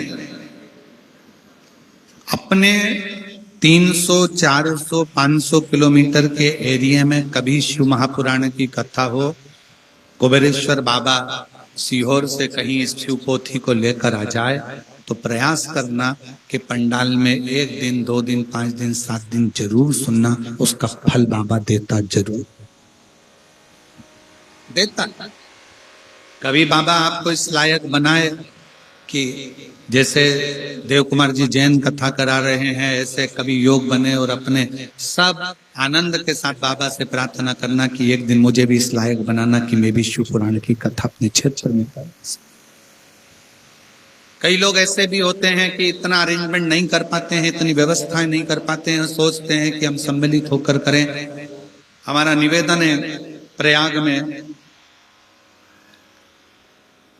10 तारीख से 16 तारीख तक शिव महापुराण की कथा होने जा रही है। एक वो मोबाइल नंबर है आशीष के पास। 10 तारीख से 16 तारीख तक शिव महापुराण की कथा प्रयाग में होने जा रही है। जिनके अंदर यजमान बनने का भाव हो कि भाई हमको वहां कथा के यजमान बनना है, हमारे पास इतना तो नहीं, फिर भी बाबा के अनुसार जिसकी जिसकी जैसी सामर्थ्यता के अनुसार यजमान पद अगर कोई ग्रहण करना चाहते हैं, वो भी इसलिए कि कई लोगों के फोन आए कि सीहोर की गुरुजी हमें प्रयाग में यजमान बनना है, कब लोग योग लगेगा, 144 साल बाद हम जिए कि ना जिए, कम से कम हम वहाँ शिव पुराण के यजमान तो बन जाएंगे। तो उनके लिए एक नंबर हम दिए दे रहे हैं, उस नंबर पर आप यजमान ग्रहण करने के लिए आप संपर्क कर लेना। और जिनको यजमान बनना है वहां पर आकर त्रिवेणी के घाट पर माँ 21 नंबर सेक्टर और पीपा पुल नंबर 1, ऐसे माँ त्रिवेणी गंगा यमुना सरस्वती बह रही है और उसी बीच में ये पवित्र शिव महापुराण की कथा पावन प्रांगण में होगी। उसका नंबर आप लोग नोट कर लें, 8821073039।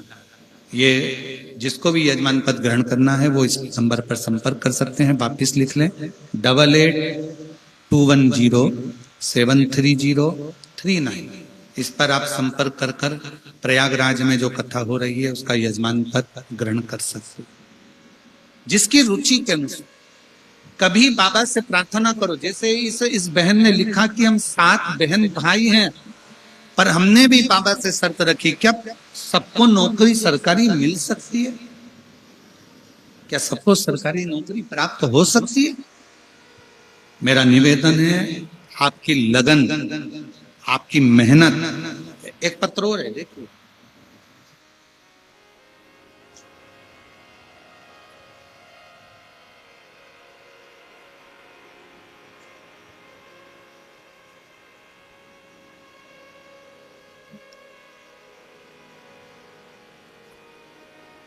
मेरा नाम चंदन सिंह नाइक, माता निर्मल नाइक। कहीं बैठे हो तो हाथ हिला सकते हैं। चंदन सिंह नाइक, माता निर्मल नाइक, ग्राम सोनाबाल, जिला कोंडा गांव का निवासी हूँ। सही पढ़े है ना? हम कोंडा गांव के निवासी हैं। मोबाइल नंबर ये है, कहीं बैठे हो तो हाथ हिला सकते हैं। गुरुदेव, शिव भक्ति और आपके द्वारा बताए गए उपाय की महिमा का मैं क्या वर्णन करूं? यह कह पाना कठिन है। दुनिया के लोग आपके उपाय को कुछ कुछ कहते रहते हैं, पर सत्य कहूं ना गुरुजी, तो आपके उपाय नहीं, स्वयं शंकर की वाणी होती है, जिससे दुनिया के लोगों के कष्ट हरते हैं। मैं गरीब परिवार से हूं। दूसरे की दुकान पे काम करते हुए मैंने पढ़ाई की है। दूसरे की दुकान पर काम करते हुए मैंने पढ़ाई की है और प्रतिदिन शिव के मंदिर जाकर जल अर्पण करना प्रारंभ किया। शिव जी को एक ही बात कहता था, बाबा मैंने दूसरे की दुकान पर काम किया है, मुझे कोई सरकारी नौकरी आप दिला दो। हमारा खुद का पक्का मकान नहीं था, किराए के मकान में रहते थे। बाबा को बस विनय करा करते थे। गुरुदेव, जब मंदिर में जाता था तो लोग हंसते थे, क्या शिवजी पे जल चढ़ाने से नौकरी मिल सकती है? क्या शंकर को जल चढ़ाने से मकान मिल सकता है, मकान बन सकता है? लोग ताने कसते थे। गुरुदेव, मेरी अधूरी जिंदगी पूरी हुई। टीवी पर आपकी कथा सुनकर इतना विश्वास पक्का हो गया। शंकर जी के मंदिर में झाड़ू पोछा लगाता, पढ़ाई चोगनी करता, मेहनत चोगनी करता। आप कहते हो परिश्रम पूरा करना, मैंने पूरा परिश्रम किया। श्री शिवाय नमस्तुभ्यम का जाप करता, शिवलिंग के बगल में उत्तर की ओर मुख कर कर प्रार्थना करता। जैसे आप बताते हो वैसी बेलपत्र चढ़ाता, वैसी दुर्वा चढ़ाता। मेरी माँ ने भी बहुत दुख झेला है। गुरुदेव, बाबा का मैं क्या गुणगान करूं। आज मेरे बाबा ने ऐसी कृपा कर दी कि मुझे जो नौकरी की तलाश थी, बाबा ने मुझे वही नौकरी, सरकारी नौकरी मुझे मेरे बाबा ने दे दी। मैं बाबा को यहाँ प्रणाम करने के लिए आया हूं। गुरुदेव, मेरी माँ ने भी जो दुख झेला, बाबा की कृपा से आज मैं बाबा को धन्यवाद देता हूं कि किराए के मकान में रहते थे, पर आज जिस जगह पे नौकरी करता हूं वहां पर भी मेरे बाबा ने मुझे मकान दिया है और मेरे गांव में भी छोटा सा मकान मेरे बाबा ने बना दिया है। मैं बाबा को प्रणाम करता हूं। शिव तत्व। मेरा नाम चंदन सिंह नाइक।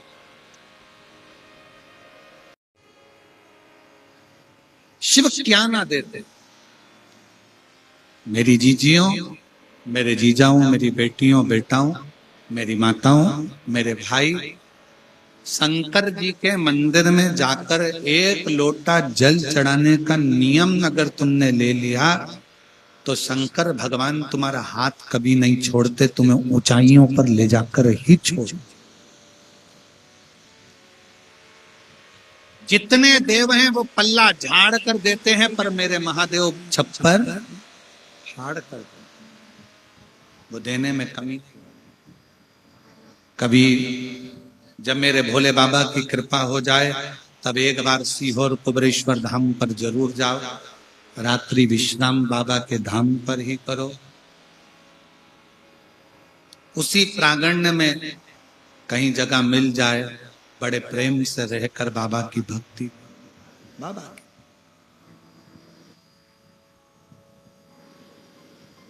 कुबेरेश्वर धाम जब आओ, तुम सात दूर घूम घुमाने के बाद में आखिरी में बाबा के दरवाजे पर पहुंचते हो, तो वहां से सीधे अपने घर की ओर आए, बाबा से प्रार्थना, घर की निवेदन कर।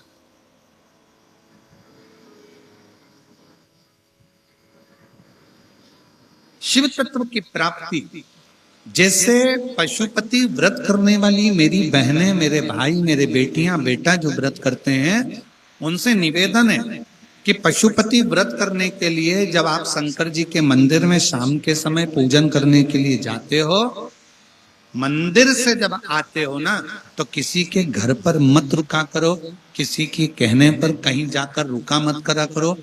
शाम के समय जब 5 दिए मंदिर में जलाकर थाली लेकर वापिस आओ, तो किसी के दरवाजे पर, किसी के घर पर नहीं रुकना है, बीच में कहीं नहीं रुकना है, कोई सामान खरीदने के लिए नहीं रुकना है, कोई व्यापार करने के लिए नहीं रुकना है, किसी के कहने पर कोई कितना ही बुलाए तो भी उसके दरवाजे पर नहीं जाना है। पूजा की थाली जब 5 दिए लगाकर 2 प्रसाद के हिस्से मंदिर में रखकर थाली लेकर जब अपने घर के लिए 1 दिया लेकर जाओ, तो उस बीच में कहीं नहीं रुकना, सीधे अपने घर के दरवाजे पर ही जाओ और वहां राइट हैंड में बैठकर दिया लगाओ। घर के अंदर जाकर जो प्रसाद का एक हिस्सा है भोजन करने से पहले वो पाओ। इसको पशुपति व्रत करते। कई माताओं की आदत रहती है, मंदिर से आते आते इसने रोक लिया, वहां बात करने खड़ी हो गई, उसने रोक लिया, वहां बात करने खड़े हो गए, सहेली साथ में गई थी तो उससे बात करने खड़े हो गए, उसके दरवाजे पर चले गए, किसी ने कह दिया काकी इधर आओ, उसके दरवाजे पर पहुंच गए। अपने पूजन की थाली लेकर जब पशुपति व्रत कर कर शाम को पूजन कर कर वापिस आओ, तब दिया एक और प्रसाद का हिस्सा जब लेकर आओ तो अपने घर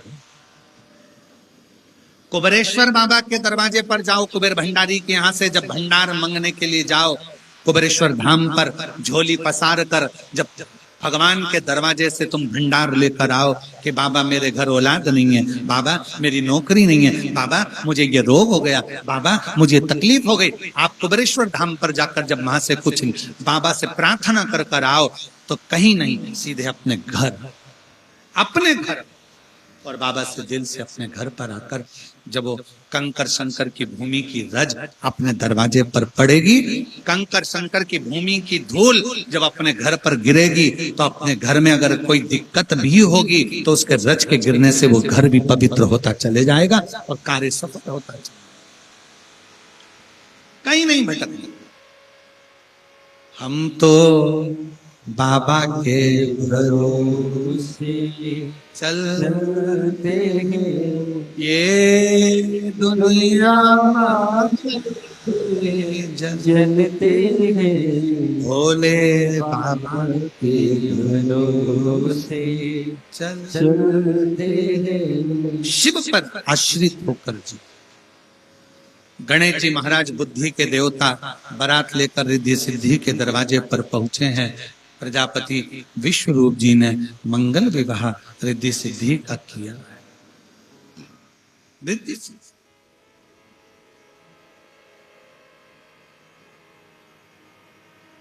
अब स्टेज प्रोग्राम प्रारंभ हुआ। तुम्हारे यहाँ होता है? जम के तो बोलो जरा। तुम्हारे इधर कांकेर में कोकपुरी में स्टेज प्रोग्राम होता है?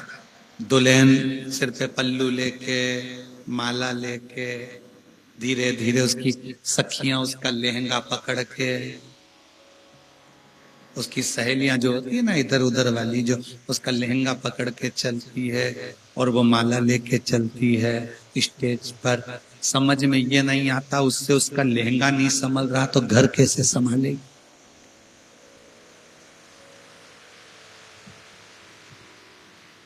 दो उसका लहंगा पकड़ी, किधर वाली है किधर वाली, लाल झंडी हरी झंडी, उसका लहंगा और वो माला लेके चल रही, नीचे निगाह।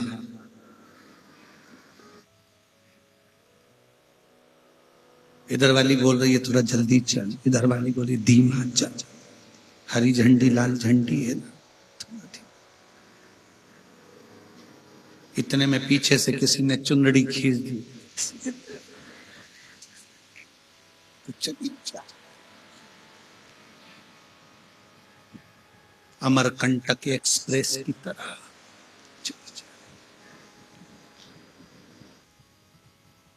स्टेज पर पहुंचा, दूल्हा का कपड़ा, दुल्हन का कपड़ा मैचिंग का। बोलो सही है कि गलत है?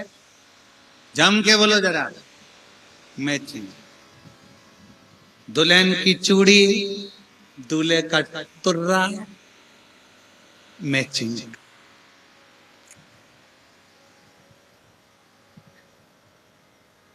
दुल्हन की चप्पल, दूल्हे का जूता, बोलते जाओ, मैचिंग। दूल्हे की घड़ी, दुल्हन की घड़ी, मैचिंग। मेरा निवेदन है, लोग पार्टी में जाते हैं तो मैचिंग के कपड़े पहनते हैं, शादी में मैचिंग के कपड़े पहनते हैं, बहुत मैचिंग का ध्यान रखते हैं। मेरा निवेदन है, कपड़ों की मैचिंग से ज्यादा दिल की मैचिंग करिए। दिल की मैचिंग। कपड़ों की मैचिंग से घर में सुख नहीं आए, पर दिल की अगर मैचिंग हो गई, गरीबी में भी सुख का आनंद आएगा। दिल की मैचिंग। हम कपड़े की मैचिंग में पूरा समय निकाल दिया। हम पति पत्नी दोनों घूमने जा रहे थे, मौसी के घर शादी में, पति ने कहा कपड़े मैंने रख दिए। पति ने पूछा कौन कौन सा? मैंने नीले कलर की साड़ी, पहले दिन के लिए तुम्हारे लिए नीला कलर का कोट, रिसेप्शन में पहनेंगे लाल कलर की, मैंने तुम्हारे लिए लाल कलर की शेरवानी। अब कपड़े की मैचिंग तो कर रहे हो, पर मालूम पड़ा मौसी के घर की शादी में जरा सा पति किसी से मुस्कुराकर बोल लिया, इतने में तो पत्नी लाल छड़ी मैदान खड़ी, खूब लड़ी, खूब लड़ी, खूब लड़ी। अब तुम्हारे कपड़े की मैचिंग थी, चूड़ी की मैचिंग थी, चप्पल की मैचिंग थी, सूट की मैचिंग थी, सब मैचिंग थी, पर दिल की मैचिंग नहीं कर पा रहे। मेरा निवेदन है मेरी जीजियों, शादी में कपड़े की मैचिंग नहीं भी होगी ना चलेगा, घड़ी की मैचिंग नहीं होगी ना चलेगा, जूता चप्पल की मैचिंग नहीं होगी ना चलेगा, शादी में तुम्हारे तुर्री और चूड़े की मैचिंग नहीं होगी ना चलेगा, पर शादी में दूल्हा दुल्हन के दिल की मैचिंग होना चाहिए, हृदय की मैचिंग होना चाहिए। हम बाहर की मैचिंग मिलाने के चक्कर में अंदर की मैचिंग को मिसमैच करते जा। अंदर की मैचिंग नहीं हो रही है, दिल की मैचिंग नहीं हो रही है, विचारों की मैचिंग नहीं हो रही है, सोच की मैचिंग नहीं हो रही है, चित्त की मैचिंग नहीं, बुद्धि की मैचिंग नहीं, हमारे अपने विचारों की मैचिंग नहीं हो पा। हम केवल कपड़े की मैचिंग मिला रहे। अच्छा हुआ जैन साहब तुमने मैचिंग नहीं करी। तुम लोगों के कपड़े की मैचिंग, हम कई जगह कथा में जाते हैं तो वहां पर जजमान भी अपने कपड़ों की मैचिंग रखते हैं। लड़क हमारे सारे भाई एक जैसे कपड़े पहनेंगे, ये सब लाल कलर के, हमारी बहुएं जितनी वो सब पीले कलर की पहनेंगे, सबकी मैचिंग चलती है। आज नीले कलर की मैचिंग, कल लाल कलर की मैचिंग, हरे कलर की मैचिंग। अर्जन साहब हमने देखा तुम्हारे जितने पापा जी के भाई है ना, चारों पांचों, हमने उनको भी देखा, सबको, काका उनको, वो सब काका कोई मैचिंग में नहीं थे, काकी अलग मैचिंग में थे, काका अलग मैचिंग के थे। कपड़े भले मैचिंग के नहीं थे, पर हमने एक चीज देखी, तुम्हारे काका काकी जितने परिवार के लोग हैं उनका दिल मैच कर रहा था, ये सबसे बड़ी, बस वो मैचिंग होना। कल हमने देखा, हमारे थोड़ा सा क्या हुआ कि हम 2 दिन मिलते हैं सबसे, पर अब की बार यहाँ कोकपुर में हम नहीं मिल पाए क्योंकि आंख में थोड़ा सा प्रॉब्लम, कोई कीड़ा वगैरह, रात्रि को लाइट का कोई आ गया होगा तो उसके कारण प्रॉब्लम हो रही थी, तो हम किसी से मिले नहीं। फिर भी कल हम थोड़ा इनके परिवार से, जो इनके मिलने जुलने वाले थे उनसे मिले, तो हमने देखा कि परिवार में जब तक काका जी काकी जी को नहीं बोल दिए कि खड़ी हो जा, तब तक काकी खड़ी नहीं। दिल की मैचिंग। और जब तक बहुओं से नहीं कहा सास ने, बेटी आ जाओ, खड़ी हो जाओ, बहुएं खड़ी, ये दिल की मैचिंग, इसको दिल का मिलना कहते हैं। केवल कपड़े मिलाकर करोगे भी क्या, ये कपड़ों की मैचिंग काम की नहीं है, जितनी दिल की मैचिंग, मन की मैचिंग, हृदय की मैचिंग। सास बहू के हृदय की मैचिंग होना चाहिए, बेटे बाप के हृदय की मैचिंग होना चाहिए, बेटी बाप के हृदय की मैचिंग होना चाहिए, पति पत्नी के हृदय की मैचिंग होना चाहिए। हम उन मैचिंग में नहीं थे।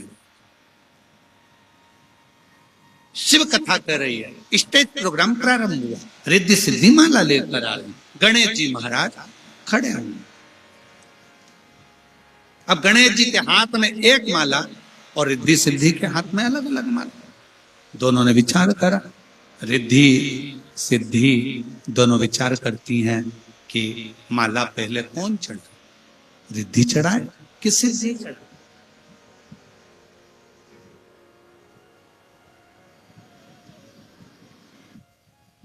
पहले माला कौन चढ़ा? तब दोनों गणेश जी महाराज के सामने खड़ी हो गई, दोनों दोनों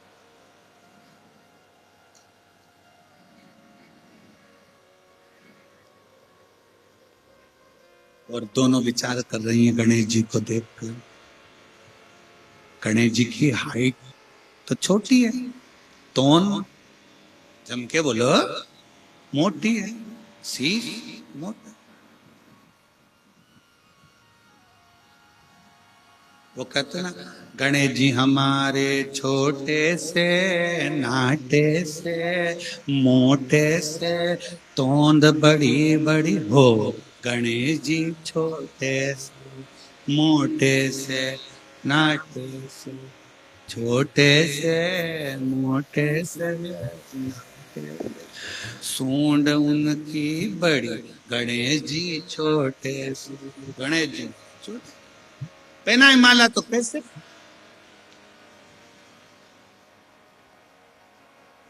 रिद्धि सिद्धि दोनों खड़ी। रिद्धि सिद्धि से बोली तू पहले चढ़ा दे, सिद्धि रिद्धि से बोली पहले तू चढ़ा दे, तू चढ़ा दे। इतने में नीचे से मूसक देव आए, गणेश जी के चूहा चूहा, और नीचे से आके मूसक देव जैसे ही आ रहे थे, दोनों को घबराहट हो गई चूहे को देख के। तुरंत दोनों ने मिलकर गणेश जी को माला पहना, दोनों ने मिलकर। गणेश जी प्रसन्न होकर एक माला रिद्धि सिद्धि के गले में दोनों को पहनाई। दोनों ने वही माला, हमारा सर्वस्व हमारे स्वामी का है, वो माला श्री गणेश जी महाराज को।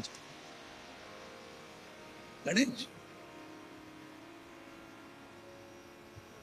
भावर हो रही है रिद्धि सिद्धि और गणेश जी।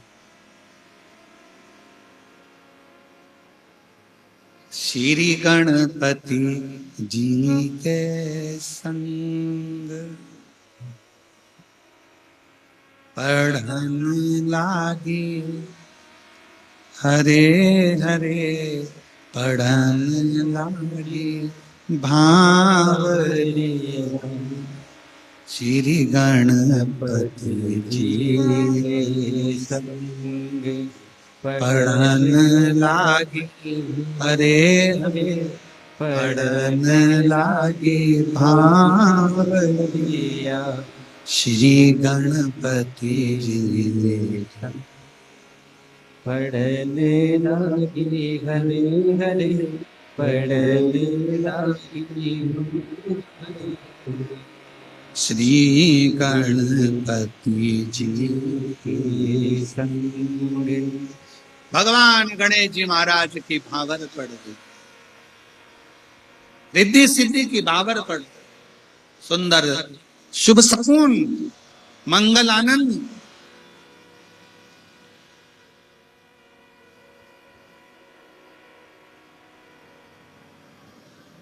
कितनी भावर डली, जम के बोलो, जम के बोलो। 7। कथा कितने दिन की है? 7। जैसे गणेश जी की भावर रिद्धि सिद्धि के साथ होती है, वैसे ही 7 दिन की कथा में आपकी बुद्धि की भावर शंकर जी की कथा से होती चली जाती है। कथा से। ये बुद्धि की भावर है शिव जी के साथ। कई लोग कहते हैं गुरु जी हमारा कोई गुरु नहीं है, हमें गुरु मंत्र लेना है, हम किसको गुरु बनाए? तो हम कई बार कह देते हैं गुरु मंत्र तो हम केवल सीहोर और वो भी गुरु पूर्णिमा पर, इसके सिवाय ना देते। पर आप जब तक गुरु असली ना मिले तब तक जिंदगी में शंकर को गुरु बनाओ और श्री शिवाय नमस्तुभ्यम गाते हो। शिव को गुरु बना, शंकर को अपना बना, शिव तत्व को अपना बना। और जिस दिन शिव तत्व आप अपना हो गया, तुम जिस दिन शंकर भगवान को पहचान गए, शिव तत्व को पहचान गए, शंकर की भक्ति को पहचान गए, उस दिन तुम्हें किसी से मांगने की जरूरत नहीं पड़ती। मैं मेरी जीजियों से पूछना चाहूंगा एक प्रश्न का उत्तर, मेरी कांकेर कोकपुर की मेरी जीजियां उत्तर जरूर दें। सास तुम्हें धन दे, पति तुमको धन दे, ससुर तुमको धन दे, जेठ तुमको धन दे, बेटे तुमको धन दे, उसमें सबसे श्रेष्ठ धन कौन सा होता है? सास का धन अच्छा होगा कि ससुर का धन चाहिए कि बेटों का धन चाहिए कि तुम्हें जेठ का धन चाहिए कि पति का धन चाहिए? ईमानदारी से बोलना। तुम्हें धन की अगर जरूरत पड़ेगी तो जो तुम्हारा पति जितनी मेहनत से लाकर तुमको देगा ना, उतने में गुजारा करने में जो सुख है वो सुख किसी के धन में। पति जो धन कमा कर लेकर आएगा, भले 2 रोटी लाकर देगा ना, उसमें जो सुख है वो सुख कहीं नहीं। वो सुख के आगे सारा सुख फीका, वो सुख के आगे सब कुछ फीका, सब कुछ। शिव तत्व कर रहा है, भगवान शंकर की कथा कर रही है कि भगवान की कथा कहती है कि मंदिर मूर्ति के बिना बेकार है। अगर मूर्ति नहीं मंदिर में तो मंदिर किसी काम का नहीं। हॉस्पिटल बिना डॉक्टर के बेकार है। अगर हॉस्पिटल में नर्स है, कंपाउंडर है, बॉटल है, इंजेक्शन है, दवाई है और डॉक्टर नहीं तो वो हॉस्पिटल भी बेकार है। भोजन बिना नमक का बेकार। भोजन में नमक नहीं तो भोजन बेकार। मंदिर में मूर्ति नहीं, मंदिर बेकार। हॉस्पिटल में डॉक्टर नहीं तो वो हॉस्पिटल बेकार। और अपने जीवन में अगर शंकर की भक्ति नहीं तो जीवन बेकार। शिव भक्ति के बिना तुम्हारे जीवन का कोई सार तत्व नहीं है। शंकर भगवान को अगर 1 लोटा जल चढ़ा रहे हो, शिव के मंदिर जा रहे हो, शंकर की आराधना कर रहे हो, शिव तत्व को जप रहे हो, श्री शिवाय नमस्तुभ्यम बोल रहे हो, तो ये मान लेना कि तुम संसार में आकर सर्वश्रेष्ठ हो और तुम्हारा जीवन सार्थक हो गया। शिव ने तुम्हारे को अपनी शरण जपते रहो। श्री शिवाय नमस्तुभ्यं, श्री शिवाय नमस्तुभ्यं, श्री शिवाय नमस्तुभ्यं,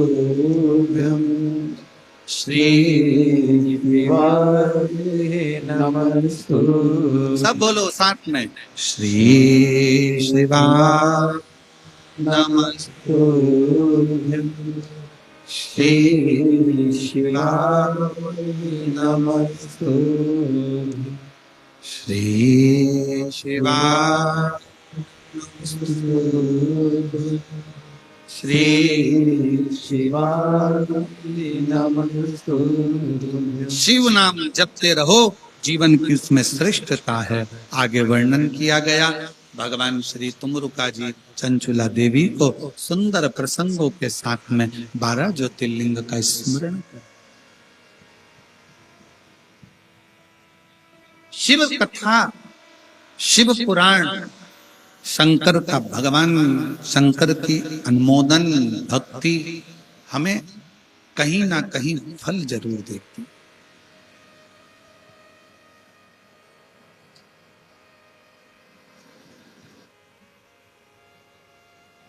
पोलियो की दवाई गवर्नमेंट पिलाती है। बोलो पिलाती कि नहीं पिलाती? इधर आते हैं, अरे बोलो तो जम के पिलाते हैं।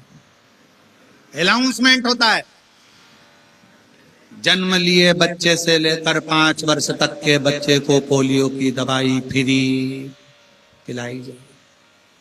पोलियो की दवाई पिलाओ, नहीं तो बच्चा हाथ पैर से विकलांग हो जाए। ये पोलियो की बूथ वाले करते हैं, हम भी करते हैं। पोलियो की दवाई जन्म लिए बच्चे से लेकर 5 वर्ष तक के बच्चे को पिलाओ, नहीं तो हाथ पैर से विकलांग हो जाएगा। उसी तरह शिव पुराण कहती है, शिव पुराण जिसका जन्म नहीं हुआ, जो माँ के गर्भ में है, उससे लेकर जो मर रहा है उस तक के व्यक्ति को सुनाई जाएगी। पोलियो की दवाई नहीं पियोगे, हाथ पैर से विकलांग हो जाओगे। शिव पुराण नहीं सुनोगे तो अपनी जिंदगी से विकलांग हो जाओगे। जीवन जीने का तरीका शिव पुराण बताता है। जीवन जीने का तरीका कैसा होना चाहिए, बच्चों के साथ कैसा व्यवहार हो, माता पिता के साथ कैसा व्यवहार हो, परिवार के साथ कैसा व्यवहार हो, ये शिव पुराण शंकर की।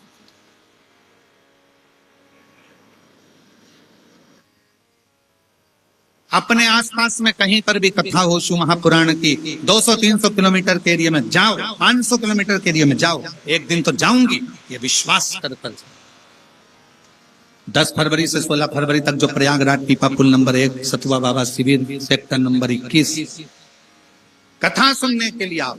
अपनी व्यवस्था के साथ छाता लेकर, अपनी व्यवस्था के साथ पानी लेकर, बिछाने का ओढ़ने का लेकर आओ। त्रिवेणी का स्नान करो, कथा सुनो, बाबा का भोजन भंडारा करो। और वहां के जितने भी उधर क्षेत्र के जितने प्रयागराज के शंकर के भक्त हैं, उनसे निवेदन है, अपने जीवन को सार्थक बनाओ। जो शिव भक्त आए उनको अपने हाथों से मुख झूठा कराओ और अपनी जिंदगी को सार्थक बनाओ।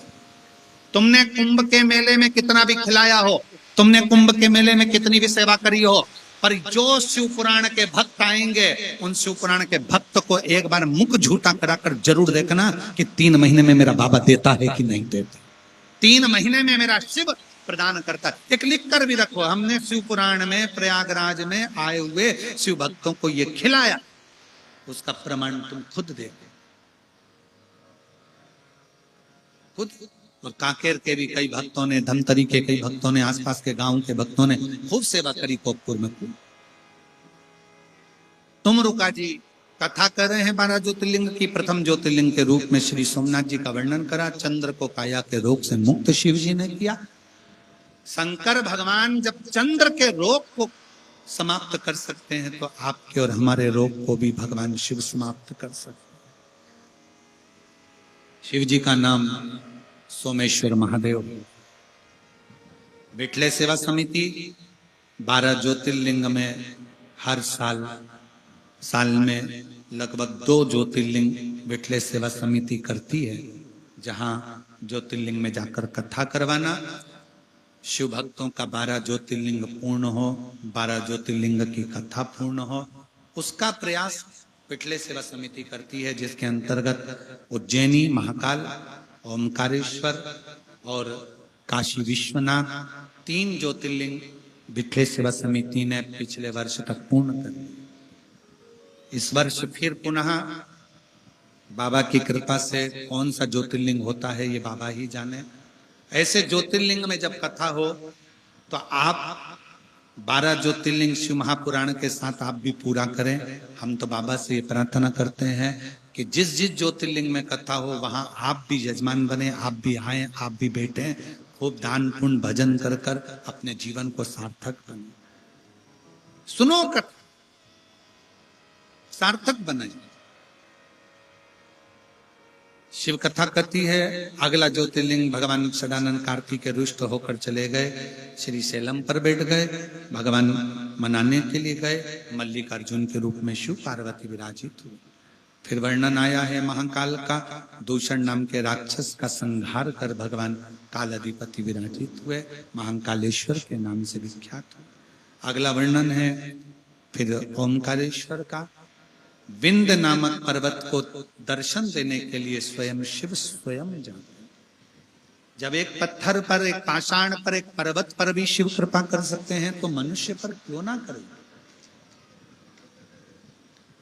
ओमकारेश्वर के रूप में भगवान शिव विराजित हुए।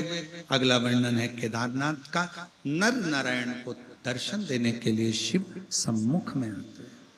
फिर वर्णन आया है भीमाशंकर का, कुंभकर्ण का बेटा भीम, जिसका संहार शिव जी ने करा, शिव भीमाशंकर के रूप में विराजमान हुए। अगला वर्णन है काशी विश्वनाथ। मनु शत्रुपा के तप करने से भगवान शंकर काशी में विराजमान हुए। अगला वर्णन आया है त्र्यंबकेश्वर। गौतम बाबा पर गौ हत्या का दोष लगा तो भगवान शंकर ब्रह्मा विष्णु महेश के साथ प्रकट होकर दर्शन देते हैं। फिर वर्णन आया वैद्यनाथ। रावण शिवलिंग ले जा रहा था, बीच में शिवलिंग को स्थापित कर दिया, उठे नहीं तो भगवान वैद्यनाथ जी के रूप में विराजमान, बाबा वैद्यनाथ के रूप में विराजित। अगला वर्णन है श्री नागेश्वर। दारुक नाम के राक्षस का संहार भगवान ने किया तो नागेश्वर के रूप में विराजमान हुए। अगला वर्णन है श्री रामेश्वरम। भगवान राम जी ने शंकर जी की स्थापना करी, फिर लंका पर चढ़ाई करी। किसी भी कार्य को करने से पहले शिव के मंदिर में जरूर जाओ, शंकर से दिल की बात कहो तो आपका वो कार्य सफल जरूर होता है। फिर अगला वर्णन है कृष्णेश्वर। सुधर्म नाम के ब्राह्मण की पत्नी गुष्मा के बेटे को बाबा ने जीवित किया। शिव जी का नाम कृष्णेश्वर महादेव। बोल कृष्णेश्वर महादेव की। हार हार महा। भगवान के 12 ज्योतिर्लिंग का क्रम स्वयं तुमरुका जी ने चंचुला देवी को कहा। चंचुला देवी ने भगवान शिव को नमन किया, बिंदु प्रेतयोनि से मुक्त हुआ।